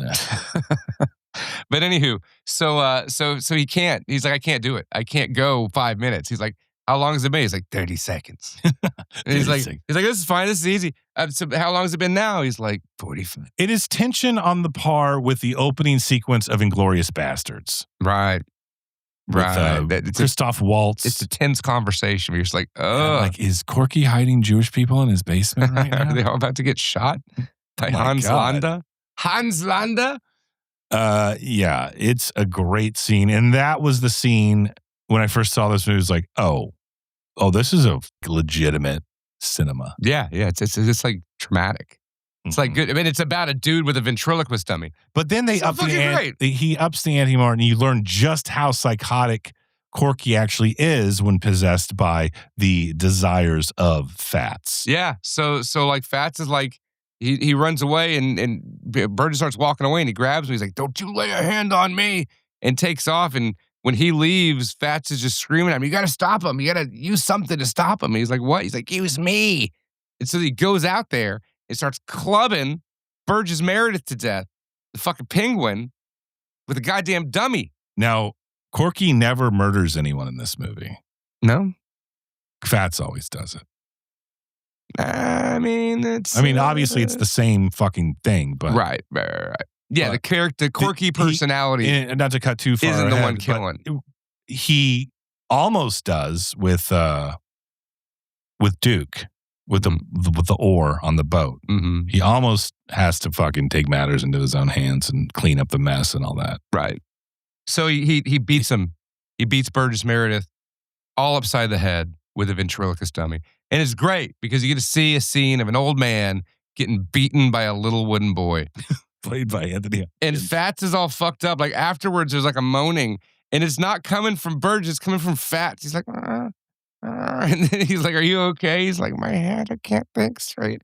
I'm like, holy shit. Like, that's fucking deeply insane. It's fucking awesome. Like, and it makes you think, like, is Fats its own thing? Is it just a possessed dummy? This movie, it could be a possessed dummy the whole time. But it still needs the control of Anthony Hopkins. I think you actually could make the supernatural argument here, but either way. You need Anthony Hopkins. Anthony Hopkins to like fucking do the dirty work. You know? Right. So it could all be Anthony Hopkins' head, or it could be like a dark possessed doll. Inside Anthony Hopkins' head. Yeah. I mean, tomato. At the end of the day, it's whatever you want it to be as far as that goes. Like, it depends on what lens you look at it through. But sure. Yeah, you basically, and then he throws him in the fucking lake. Throws him a little pond or whatever. He drags the Ben Green out. He dog paddles him out into the water. And Corky's all scared to go in the water because there's snapping turtles. And one time somebody saw a water moccasin. What a bitch. Right. He bandages up Fats. You just blunt force trauma a man with a wooden boy. Yeah. And you're like, oh, there might be turtles There might be snapping turtles. I don't want to go out. So first he has to bandage up Corky, or bandage up Fats and put like a new wig on him. Yeah, that's what I was going to ask you earlier. Do ventriloquist dummies carry around extra wigs in their little suitcases? Yeah, probably. I guess he was planning on maybe murdering that guy. I mean, I didn't know that it was a wig. I thought it was just like sewed onto its head. That shows what I know. Yeah. Well, it was a convenient plot choice. It worked. It worked for the film. So he swims Burgess Meredith out in the water, and then Burgess isn't dead, and they start fighting in the water, like old man fighting. Have you ever, Adam, nearly been drowned by somebody else? Have No. you ever strangled Burgess Meredith in an aquatic setting? No, I never have. Has he ever tried to strangle you? No, I haven't been in that situation. I don't think that. He's like, no, seriously, you need to die so I can get away from the snapping turtles. Just hurry up and die, Ben Green. Yeah. So yeah, he kills him. So he is dead. He's dead. Because they find, well, let's move on with the story. Let's move on with the story. So he hides the corpse. He's all freaked out, obviously. He's just murdered a man. And that night, the next day, Mary Ann Margaret's husband, Duke, has shown up. Ed Lauter has showed up. He's a good dude. He's an all right guy. He doesn't seem very happy in the marriage. No, but that doesn't make him a villain. He's very suspicious of Ann Margaret. He's like, "Did you fuck him? Did you?" She had, Yeah, you know. I mean, so it was warranted. It was justifiable. Like, no, but I would have. And I was like, I'm gonna go put my white mask on, not talk to you. And in the next 2 days, Bobby's in the white mask. It's kind of like a Eyes Wide Shut mask with like a cloak that I just walk around the house in. Can I see this thing Later. I want to see. Can you leave when we leave? Sarah's still downstairs. Can you wear it so I can see her reaction? Sure. Well, it's kind of a private thing, but I'll show it to you. All right. And listening. Don't tell Sarah I showed you. She'll be like, we don't need more trouble around here. We don't need any more days in the mask. We don't need more mask days. All right. So he murdered that guy. Duke shows up. Paranoid husband. Jealous husband. Fucking handsome Jackie Earl Haley husband. No, sexy Jackie Earl Haley. All right, thank you. Shows up and he makes her decide, you know. Ann Margaret's going to decide whether she wants to go with Corky or she wants to stay with her husband. You always choose a Corky over a Duke. Yeah, and in the middle there was that, like you're saying, that weird card trick scene where Ann Margaret's asking him, like, is any of it real? And he's like, no, none of it's real. It's all tricks. And she's like, all of it? And he's like, oh, there's maybe one thing. And she was like, what? And he told us about the trick that his old man or his old teacher had with his wife, where they would like be connected and pick the same card because he was really reading their mind or something. Right. And so they go in the house and do it. And this is a real fucking intense scene where I'm like, wow, girl, like girls will just put up with that shit. Yeah, that tells me two things. One, she was really into Corky, the ventriloquist. And two, her marriage was that bad, right? That she's going to go with the ventriloquist. Because he's like yelling at her, like, you messed it up, you did it wrong. Some clear red flags. He's like sweating. I think women in the 70s were more tolerant of like unhinged men or something. Yeah. They're like, oh, that's just guys. It was before there was diagnoses and stuff. Yeah, before they had fucking schizophrenia. Before we knew what that was. It was just a possessed ventriloquist. It was demonic ventriloquist dummies. Demonic dummies is what it is. It's jealous little monsters. So, what are we talking about? So Duke takes Corky. Well, Duke and what's her name? Patty? Peg? Ann Margaret. Peg's always an attractive name on a woman. Mm-hmm. They have the come to Jesus talk, and he's accusing her of cheating on him, and like, did you go to bed with me? She goes, no, but I would have. But she obviously did like 3 times apparently. Right. Because it's the best 3 things that ever happened to Anthony Hopkins is what he says, or something like that. Oh, gotcha. But eventually he's like, Duke approaches Corky is like, I just had a talk with Peg. Now I'd like to have a talk with you, which is never a good. It's never a good thing. And they end up on a boat. It's a bit of a red herring though, because they get on like one of those rowboats out in the middle to go fishing or whatever, and Corky's clearly not into it because of the turtles or whatever. And you think that he's gonna like confront him about cheating with his wife or whatever, but no, she's like, I don't know what to do. Like he like almost has this moment of he says it. He's like, but it's not this overt thing where it's like, what are you doing with my wife? It's like, I don't know. I feel like I'm losing her, blah, blah, blah. And he's like, oh, you're not losing her. And he's like totally playing along. But then eventually he casts his line into the water. It gets caught on a big fish, but it's not a big fish. It's a branch. But Corky was worried that he was going to pull up the corpse of Gangrene. And this is the closest Corky came, not as fats, to murdering somebody. With he was about to hit Ed Lauter. Mr. Ripley. with a Mr. Ripley strap to the back of the head with an oar. Did he use an oar in that movie? And he was, and I'm going like, okay, they're going to do like a jump scare fake out where it's like, oh, the corpse is going to just come up. Not quite.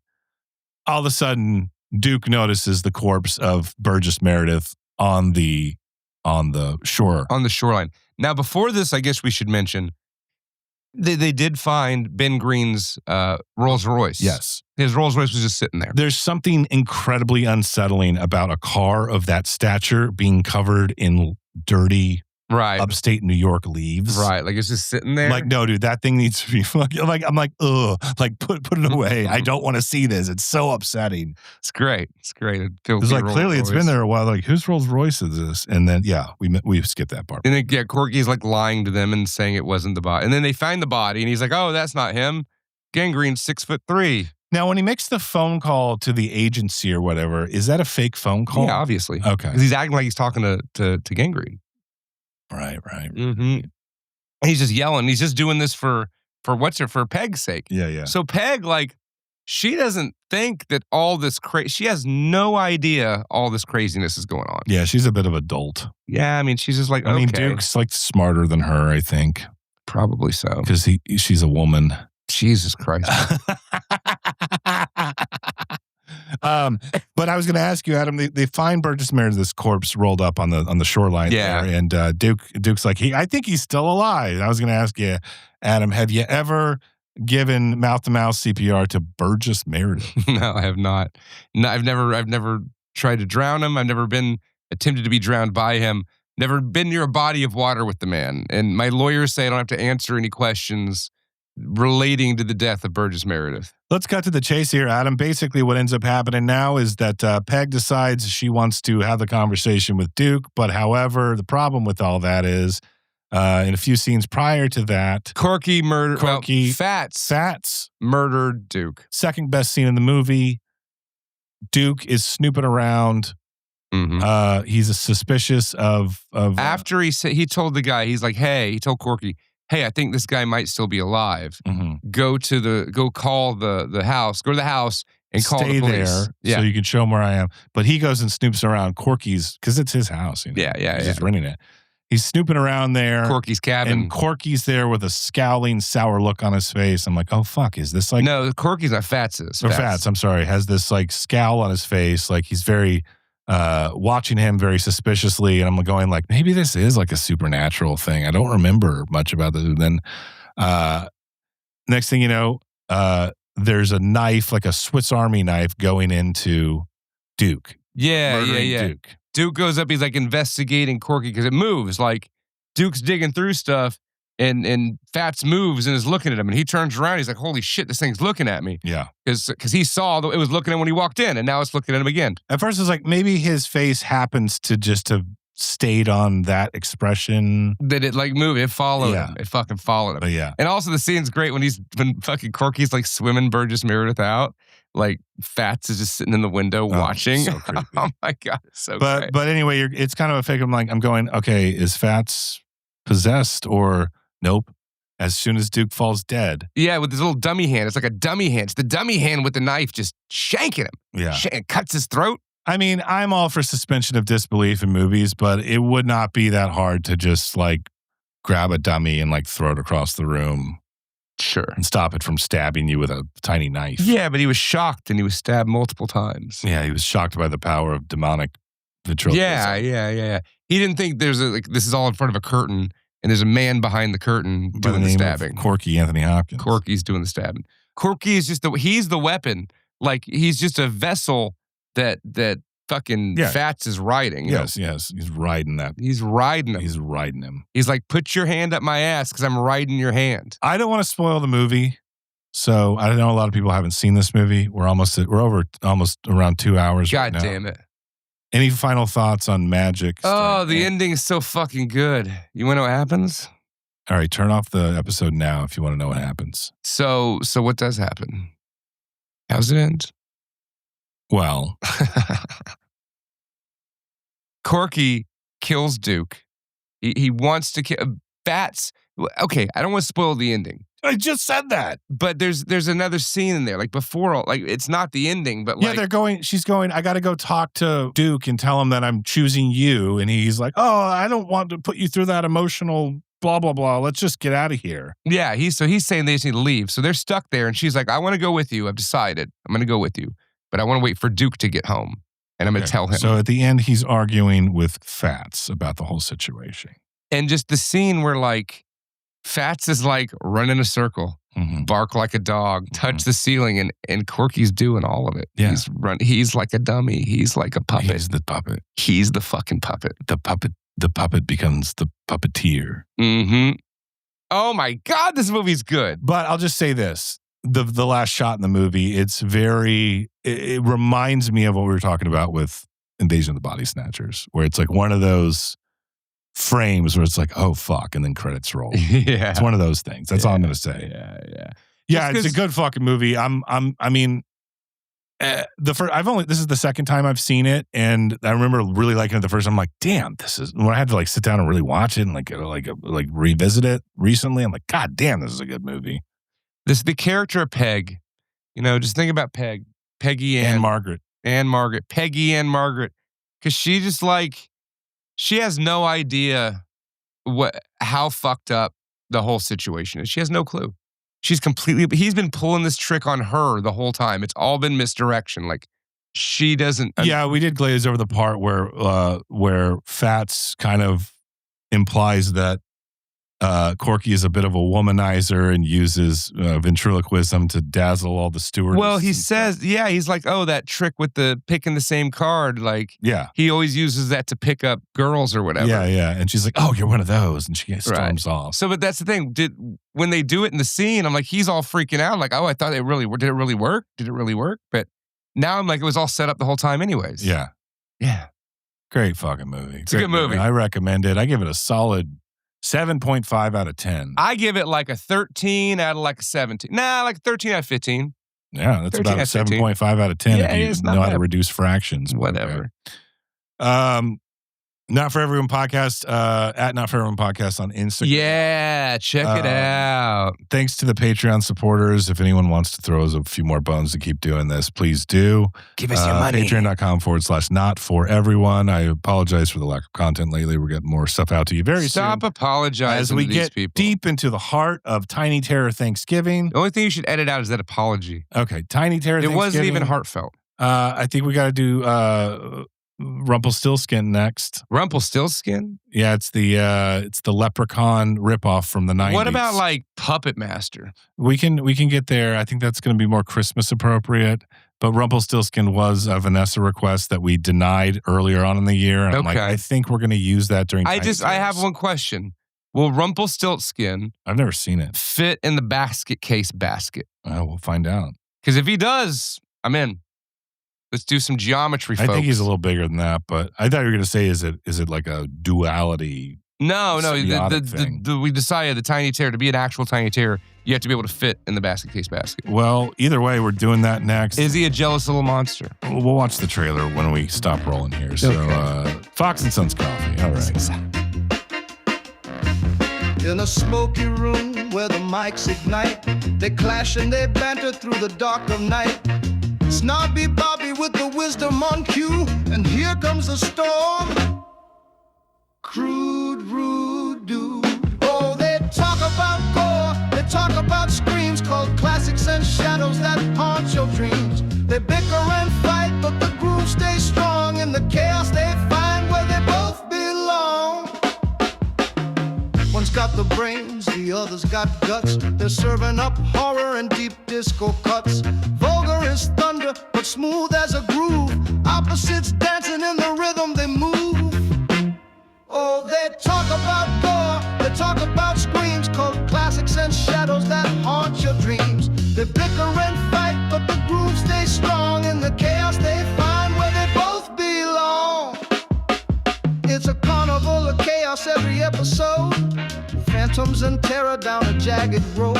From the silver screen to a fiery debate. It's a soulful mess and the rhythm's innate. Crude, rude dude gets loud and obscene, while Snobby Bobby stays calm and clean. They clash like thunder, they blend like wine. That soul keeps playing in